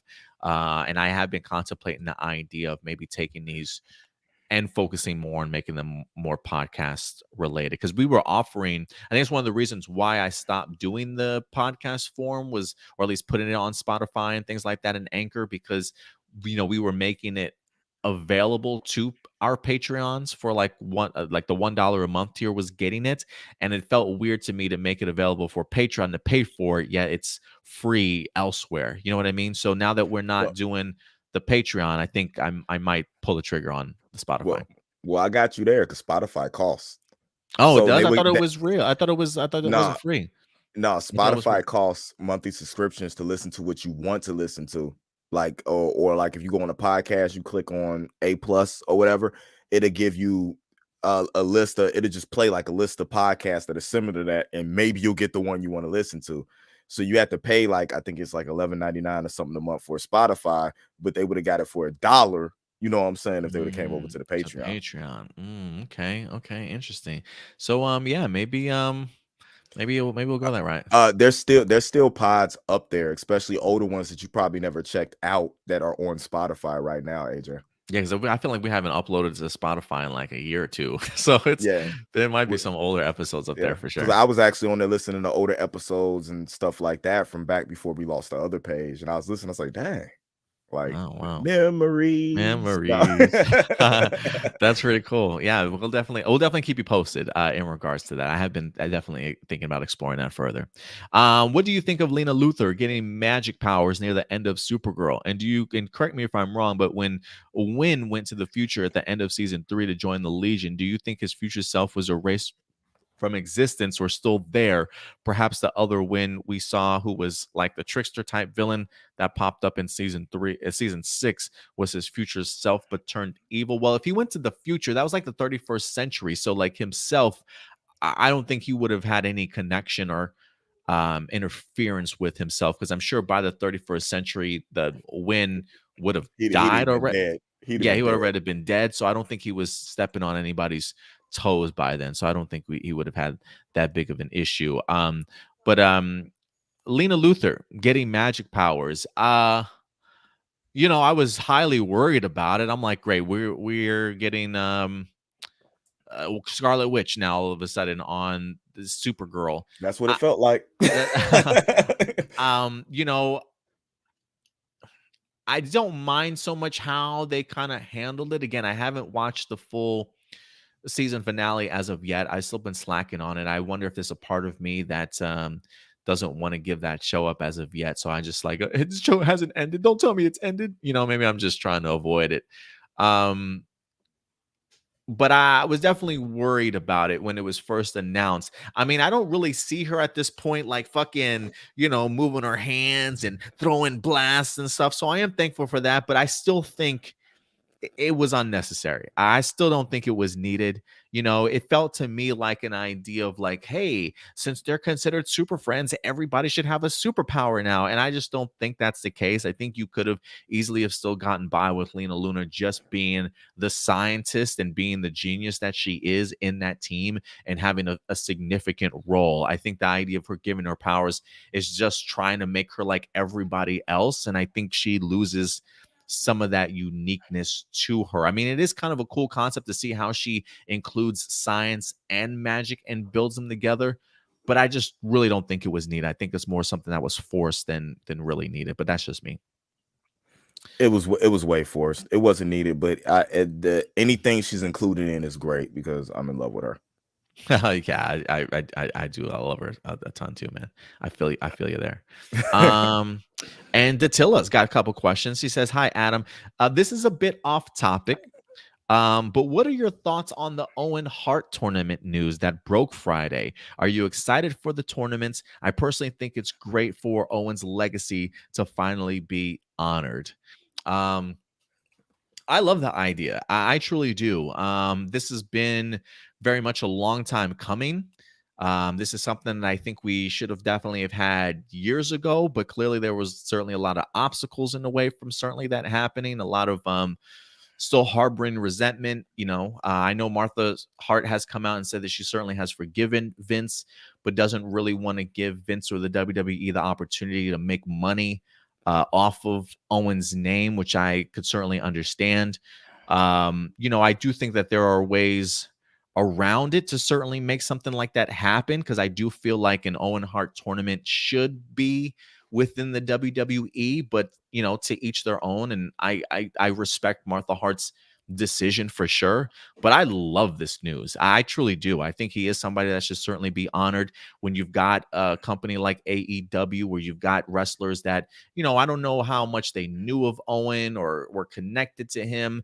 I know Chris Jericho came out and talked a little bit about why it's happening and AEW and stuff, because he was connected to him, and I'm sure there are some people that knew Owen, or at least his family and things like that, but I don't think they necessarily need to know him. I think he's had such an impact on the wrestling world that some people have in fact been influenced by him, and I think it's something that certainly is worth honoring. So I do love it. I think it's great. I think it's great for wrestling in general. I don't care if you're an AEW fan or a WWE fan. I think just based off of what Owen Hart meant to the wrestling world, and the what he left behind, I think anybody should be honoring this guy, honestly. So I think this is a great move. I'm really looking forward to this. First, I want to state that I love your views on wrestling. It's inspiring to see people that are actually into wrestling, where you don't play favorites, where it doesn't have to be a you can't watch this. If you watch this, you just enjoy the entirety. Um, when it comes to what's going on with this, I'm very excited for it. And just like Adam said, it's way past due. This is something that should have been. This is something that Vince should have reached out, mended those fences. You know what I'm saying, to honor. You know what I'm saying, Owen Hart. With people like Jericho, Cody Rhodes. You know what I'm saying, where his dad, you know what I'm saying, was close to Owen. You got Mhm. Brian Pillman Jr., you know what That's I'm right. saying, Yeah. and WWE, who's related, you know what I'm saying, to Owen. And you have a bunch of wrestlers influenced, whether, you know what I'm saying, it's there's so many names, you know what I'm saying, to go after. But when you have people like Natalia and Brett and you know what I'm saying, Bret Hart had them ties, who would have loved to see that happen, you know what I'm saying, where Owen called home. The fact that it's happening now is better than anything. I mean, Bret Hart did introduce the first AEW world title, you know what I'm saying, for Mhm, wrestling. mhm. There's a connection there. And when you think about it, you have a man who makes money off of wrestling, and then you have a man who's actually running a company, who's a fan of wrestling, who really doesn't care if he makes money. You know what I'm saying? He just wants to, you know what I'm saying, see wrestlers and wrestling fans get stuff that they actually like. So I really feel like the fit with AEW doing it just feels more honorable. You know what I'm saying? Like, it's not a cash grab, like a Andre the Giant Battle Royal, or you know what I'm saying, like stuff like that. Like it there's meaning behind what they're doing. It's not just a Mae Young Classic that they use to get, you know what I'm saying, viewers locked in. Like, I feel like they can care less if people watch. That they just want to make sure that the man get honored. And I will say this in regards to WWE, like, I don't want to say that WWE gets a bad rap, because they, I mean, they definitely have done some shit in their lives to certainly get the bad rap that they do from time to time. But I do, a lot of years have certainly passed since Owen's passing, and I've read enough articles, and I've heard Vince, and I know how sorry Vince is for what happens, and the fact that I think Vince does take blame and puts that on themselves. And I think even to this day, the death of Owen Hart still haunts him and hurts him. I do think that the man truly does care in regards to what certainly happened. I don't picture Vince as just simply a money hungry guy all the time. I mean, we've seen him help out families or wrestlers that are going through a lot of shit in their lives, right? Like, we've seen him have fallouts with wrestlers, but have managed to bring them back sort of into the loop, and mend the terrible shit that's happened in their lives. And Mm-hmm. so, when Martha Hart says, "I've forgiven Vince," I definitely understand that, and I get her idea of not wanting to have the WWE, like, same thing, right? It's like, they wanted to induct Owen Hart into the Hall of Fame, which I thought was really honorable. I thought that was a really great move for WWE to do. But Martha Hart's concern and worry was, y- you're just doing that to make money, right? And to bring more money into the WWE. I would have liked, honestly, if Martha and Vince maybe had sat down, because to me, I get what you're saying. Like, it feels right that it's taking place in the AEW, but there's a part of me that also wanted it to have happened in the WWE earlier. And, if Martha and maybe Vince could have sat down and said, "Hey, you know what? All proceeds to this go to the Owen Hart Foundation," right? All ticket sales or all box office that comes through that particular gate, all that will go towards proceeds to Owen Hart, sort of thing. So, like, if they had come to some sort of understanding there, maybe that would have been a little easier of a pill for people to certainly swallow. Because listen, I think at the end of the day, everybody, like, it's not like AEW is not making money off of this, right? Martha just doesn't want the people responsible for Owen's death to make money. And I do think that there is a workaround around that. But I also understand and respect her wishes for it not wanting to be with the WWE. And so if it can't be with them, then the best thing AEW. As far as should the tournament have been in Canada, I think it would have been great. I don't think it is needed to, but I think it would have been great. I don't think the tournament needs to be held in Canada, but I do think you need to have Canadian or young Canadian wrestlers, you know what I'm saying, involved in the tournament itself. Definitely. The only Like problem is that Jack Evans, I believe. He yeah, was yeah, Heart, that Heart Foundation. there's a bunch of great Canadian wrestlers that are in AEW right now. The only problem is that the greatest Canadian wrestler of all time, Kenny Omega, is out with an injury and he won't be able to participate. But the one thing I would love was for him to come back and commentate, you know what I'm saying, this tournament, because I feel like that would mean something big for him and his personal love for, you know what I'm saying, Owen Hart and the Hart family and what they did for wrestling and the inspiration they had on him wanted to do it. So I would love to see him come back and commentate. I love the fact that CM Punk, who loved Owen Hart, you know what I'm saying, growing up, I feel like Owen Hart is one of his templates, you know what I'm saying, that he follows, you know what I'm saying, in his life is possibly going to be involved. And you have to have Jericho involved in this, you know what I'm saying, in some way. I would love a Jericho Omega commentary team, you know what I'm saying, for the tournament. That would be flipping amazing. That'd be pretty cool. And yeah, and again, going back to what you're saying about, you know, especially when it comes to Distilla's Page, somebody that has a perspective of not making it always, you know, AEW versus WWE all the time. Like, I think that's maybe one of the reasons why I've kind of, I don't want to say fallen off of wrestling, but maybe I haven't watched it as much because sometimes it can get rather toxic and loud. And I hate the and the closeness that has become the idea of picking either or, that you can't just enjoy wrestling. And so when something like this happens, when you're honoring Owen Hart in this tournament, to me, regardless of where it's happening, this is above WWE and AEW, you know. And if there are any fans out there that are making it that way, shame on them, man. I think that's just clout chasing. I think this is just bigger. So the fact that they're even honoring Owen, I think really goes a long way and speaks volumes. So I hope it goes well.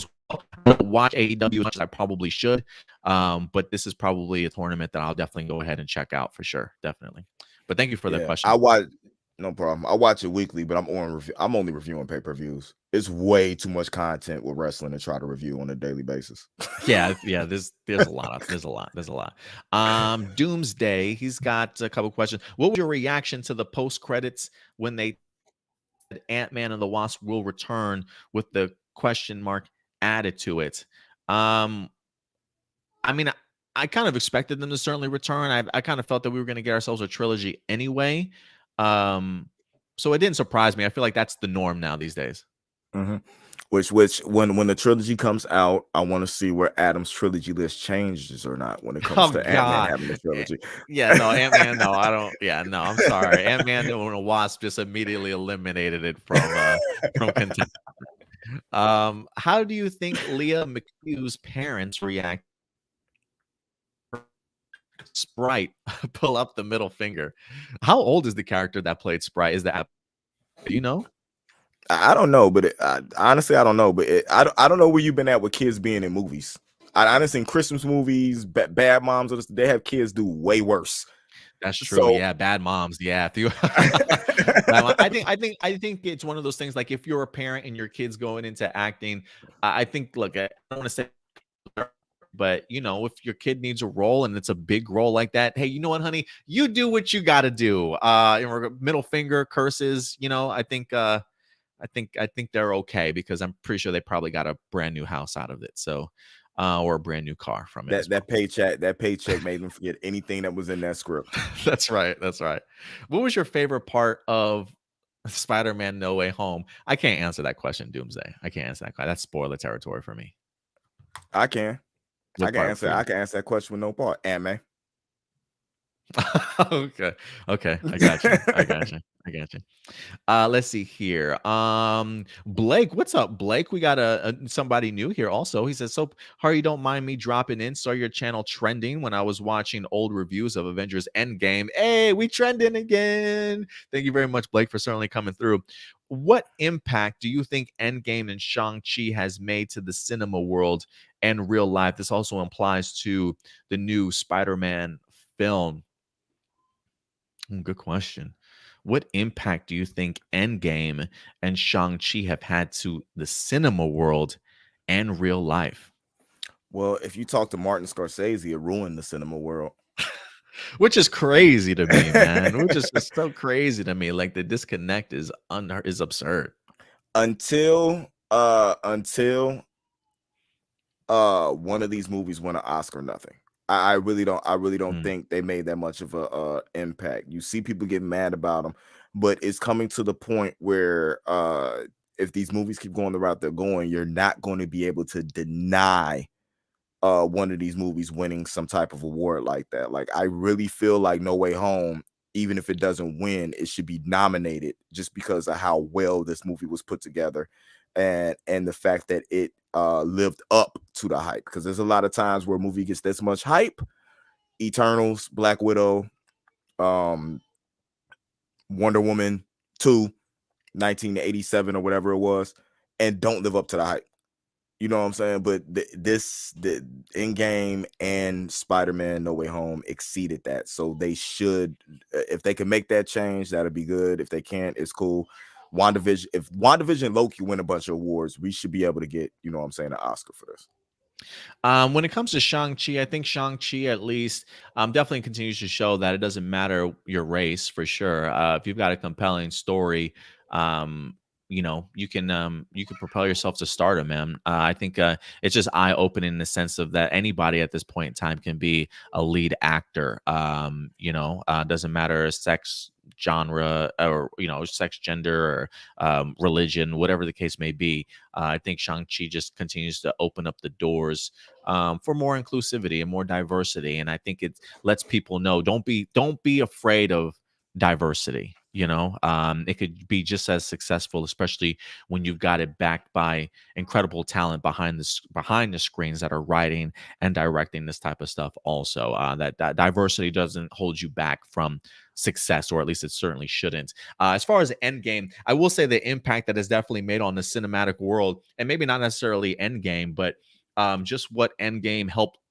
culminate in regards to the past 10 years of the MCU truly doing something that I don't necessarily know will ever be duplicated again when it comes to cinema in general. The idea of having 20 something consecutive movies, all once you wrap it all up, each movie averaging $1 billion, having a huge and creating a huge cinematic universe that connects all the dots and the pieces to culminate to where the movie that ended that huge saga is now the number one movie of all time in the box office.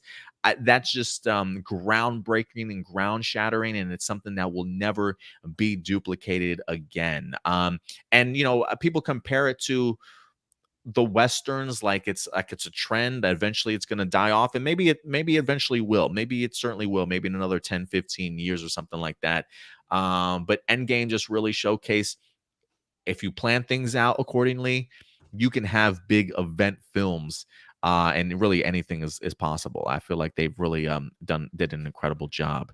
What do you think of the TV series Superman and Lois, and how many seasons do you think will go for without losing its momentum? My older sister's a huge fan of Superman since she was younger. I'm a fan of Spider-Man and the Ant Dude. So how many seasons do you, because we already answered the what do we think of Superman and Lois, but how many seasons do you think it'll go before without losing its momentum? If it's the current style of writing, and you know what I'm saying, they don't change how they're writing, because they can change what the show's about, just don't change how you're writing it. 5. I Yeah, give it 5. I was gonna say that was mine was like 4 or 5. I'm thinking about Black Lightning, um, in the sense of n- not an overabundance of episodes, tight storytelling without a lot of filler. I think you could probably get, yeah, about 4 to 5 good You seasons out of it. you also in that show, you can't keep characters around just because they're like fan favorite characters. They have to know that they have to push the story forward. You can't arrow this shit and just keep people around just because they're around. I definitely agree. This Uh, goes to you, Felicity. You should have died early. For real. Last question. How do you, or from him, how do you think Boseman's character will be written off? And do you think cuts necessary for a sequel to be made without the star? Could this be a flip or be on hold on. Could this be a flip or be honest for better than the first current Black Panther film? I'm not quite sure what that means, but um how do you think the character will be written off? And do you think cuts necessary as it's necessary for a sequel to be made without the star? Goku. What I mean by that is the rare heart disease virus that Goku had that he took the antidote Mm. from late. You can have it back because remember, Black Panther got dusted. If he came back and he was ill, you know what I'm saying, and nobody, you know what I'm saying, knew he came back or the way it's gonna go, you can have him. You could do it off screen if you wanted to, or do it that he's missing. You don't necessarily have to have that you killed him off. Nobody knows where he's at. Him being who he is, uh and anybody notice him, he could have very easily been kidnapped. You know what I'm saying? There's a lot of people that want stuff from Wakanda. You know what I'm saying? Different things like that. It's stuff you can do, or maybe you can't. It's a bunch of different ways you can write it. Just make sure the way you do it is the one you stick with. We're not backtracking on this, so whatever you do, stick with it. Stick with it. Yeah. Yeah. And then last couple questions from Adrian Perez. What's up, Adrian? Good to see you, man. He says, so we just saw the new Spider-Man movie after we got out of quarantine here in Sydney, and wow, it was incredible. It was an incredibly amazing film. We had such a blast and definitely a great way to start the holidays here in Australia. Hope you guys see the film too. The hype and anticipation has most definitely paid off beautifully. And I will say to that, going into it with such high expectations for everybody, I was warning people, please keep your expectations low, right? Because you just don't want to be disappointed, sort of thing. I think even going into this with my expectations level, the movie definitely even surpassed that, which was crazy to even think about. It's hard for have that much anticipation and still nail it. He said, I do have a couple questions. What do you want to see and hope for in the new and unique upcoming DC's Black Adam film? And who would you like to pop up for a cameo? Henry Cavill. I want to see Henry Cavill pop up as a cameo. Any other cameos that you would like to see, and what do you want to see or expect to see? In Black Adam, Yeah. Constantine. Oh, well, that'd be cool. Matt Ryan's gonna. No, I'm just kidding. Just another iteration of Constantine. No, Matt Ryan. Oh, you want? Oh no. Indy, I'm sorry to tell you. No, I'm just kidding. Who knows, man? Who knows? I'll take Keanu as a collar. You know what I'm saying? As if you can't give me Matt Ryan, you give me Keanu, and I won't be mad about it. Yeah, I won't be mad about that at all, bro. That would be pretty fucking trippy. That would be crazy if Keanu popped up, man. Did you hear the rumors of the director of Shang-Chi would like to have martial arts action legend Jackie Chan to be in the sequel? Would you guys think or feel about Jackie Chan perhaps being involved if asked? I'm sorry for this, but Spider-Man or No Way Home or Shang-Chi as the best overall film of 2021? Spider-Man. That's honestly very easy to answer. Yeah, You and don't that's you don't you don't have saying to something. apologize. You don't have to apologize about And that. that's saying something considering how great I thought Shang-Chi personally was. Um I'm pumped for this idea. I don't know if they've actually asked Jackie Chan to be in here, but Indy knows and Stuart knows too. The one thing that I was asking for the longest time when this movie was announced, please can I get Jackie Chan in this movie in some way or another? I was really hoping that Jackie Chan would pop up in the first one just based off of how big of a Chinese like legend this man certainly is and all that he's done for cinema and things like that. I mean, the fact that they literally had Jackie Chan's like stunt coordinator do the stunt work for the first Shang-Chi movie, I think speaks volumes in regards to just how impactful Jackie Chan has been just in the world of cinema, whether that be Chinese or US cinema. Um, I wonder if they didn't ask him though, because Jackie Chan being such a big name, I do wonder if it would have kind of overshadowed what they wanted to maybe establish for Simu Liu in regards to getting him off the ground. So now that you have established him in a stellar first movie that just really surprised a ton of people in a movie I can easily continue to go back and watch over and over again. Now that you've established that, Jackie Chan, where are you, my guy? I wanted you in the original. I need you back. I need you in this sequel in some capacity or another. I don't care if you're a mentor. I don't care if you're a villain. I don't care if you're just a cameo. He's such a big name. I think Jackie Chan would definitely say yes to this particular role. Just based off of how Marvel treated this movie, the fact that you've got Destin Daniel Cretton coming back also attached to the sequel. Reach out that invitation, man. I think Jackie Chan would certainly accept. What do you think, Indy? I have no problem with Jackie Chan, but I don't want him in a prominent role. I'd rather I got have it you. like a cameo type deal. If I'm gonna bring somebody in and have a prominent role in Shang-Chi to go on with, like, you know what I'm saying, like the future of what it's gonna be, I want Donnie Yen or Tony Jaa. I like it. I like it. So, but I love me some Jackie Chan, but it's just something about the mystique of Donnie Yen. You know what I'm saying? Like, it's something about IP, man. It's something about everything he's been in. It's just it's a different level of intrigueness. And Tony Jaa is just a beast. And it's somebody I feel like you don't have to worry about getting too old to do something. No, I totally get it.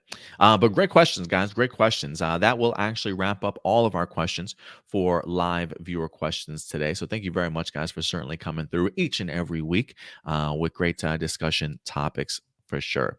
But I think other than that, guys, I think that's going to wrap it up here for APlus Hero Report this week. Again, just as a reminder, we will not be here next week since it is in fact holiday season. But if anything, we will be back for that new year, that January 2nd, which is Sunday. So definitely go ahead and check us out there. But any last comments, Indy? And if not, where can we certainly find you? You guys can find me first and foremost right here at APlus Hero Report, doing news and reviews for all your CW shows and other things. Anime Assembled will be back in the new year every Saturday. What time So do you they guys, drop on Saturdays? 11 a.m. on Saturdays. So Saturdays. you get your good hour watch of some anime talk, and then feel free to join us at noon for APlus More Yeah. Phenomenal. It's a great Have your lead-in for sure. have your coffee with Anime Assembled. Have Right. your lunch with APlus Hero Report. That's the way we do it. I love it. I Uh, love it. yeah. And then yes. Oh, go ahead. I'm sorry. I was gonna say, you guys can follow me everywhere at Nerd Mix Alpha, literally everywhere. I keep it simple. And if you're in the Chicagoland area tonight, come out to Tequila Sports Bar in Sauk Village, where they're having an artist appreciation night that I guess I'm being honored at. I don't know. Hey, But nice, man. I'll be there performing if you guys want to hear some music. Badass, bro. Love to hear that, Indy. And then yes, later on this evening, we certainly will be back for our Spider-Man spoiler discussion video going live at 6 p.m. Central Time. So definitely go ahead and follow us there. If anything, I'll probably have to create a quick thumbnail and get the live stream set up for you guys. But Indy and I certainly will be back. Not sure what Stuart's plans are for tonight, if he's working or not, but it definitely will be at least me and Indy. So we'll definitely go ahead and keep you posted.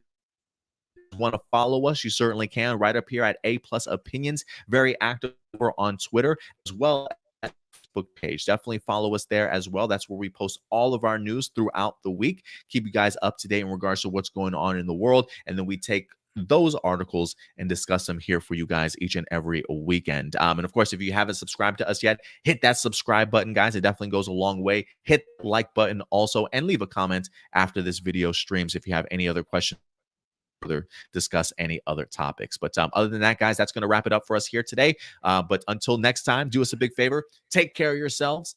Take APlus. We'll talk to you guys later. Bye. I love you, Marissa Tomei.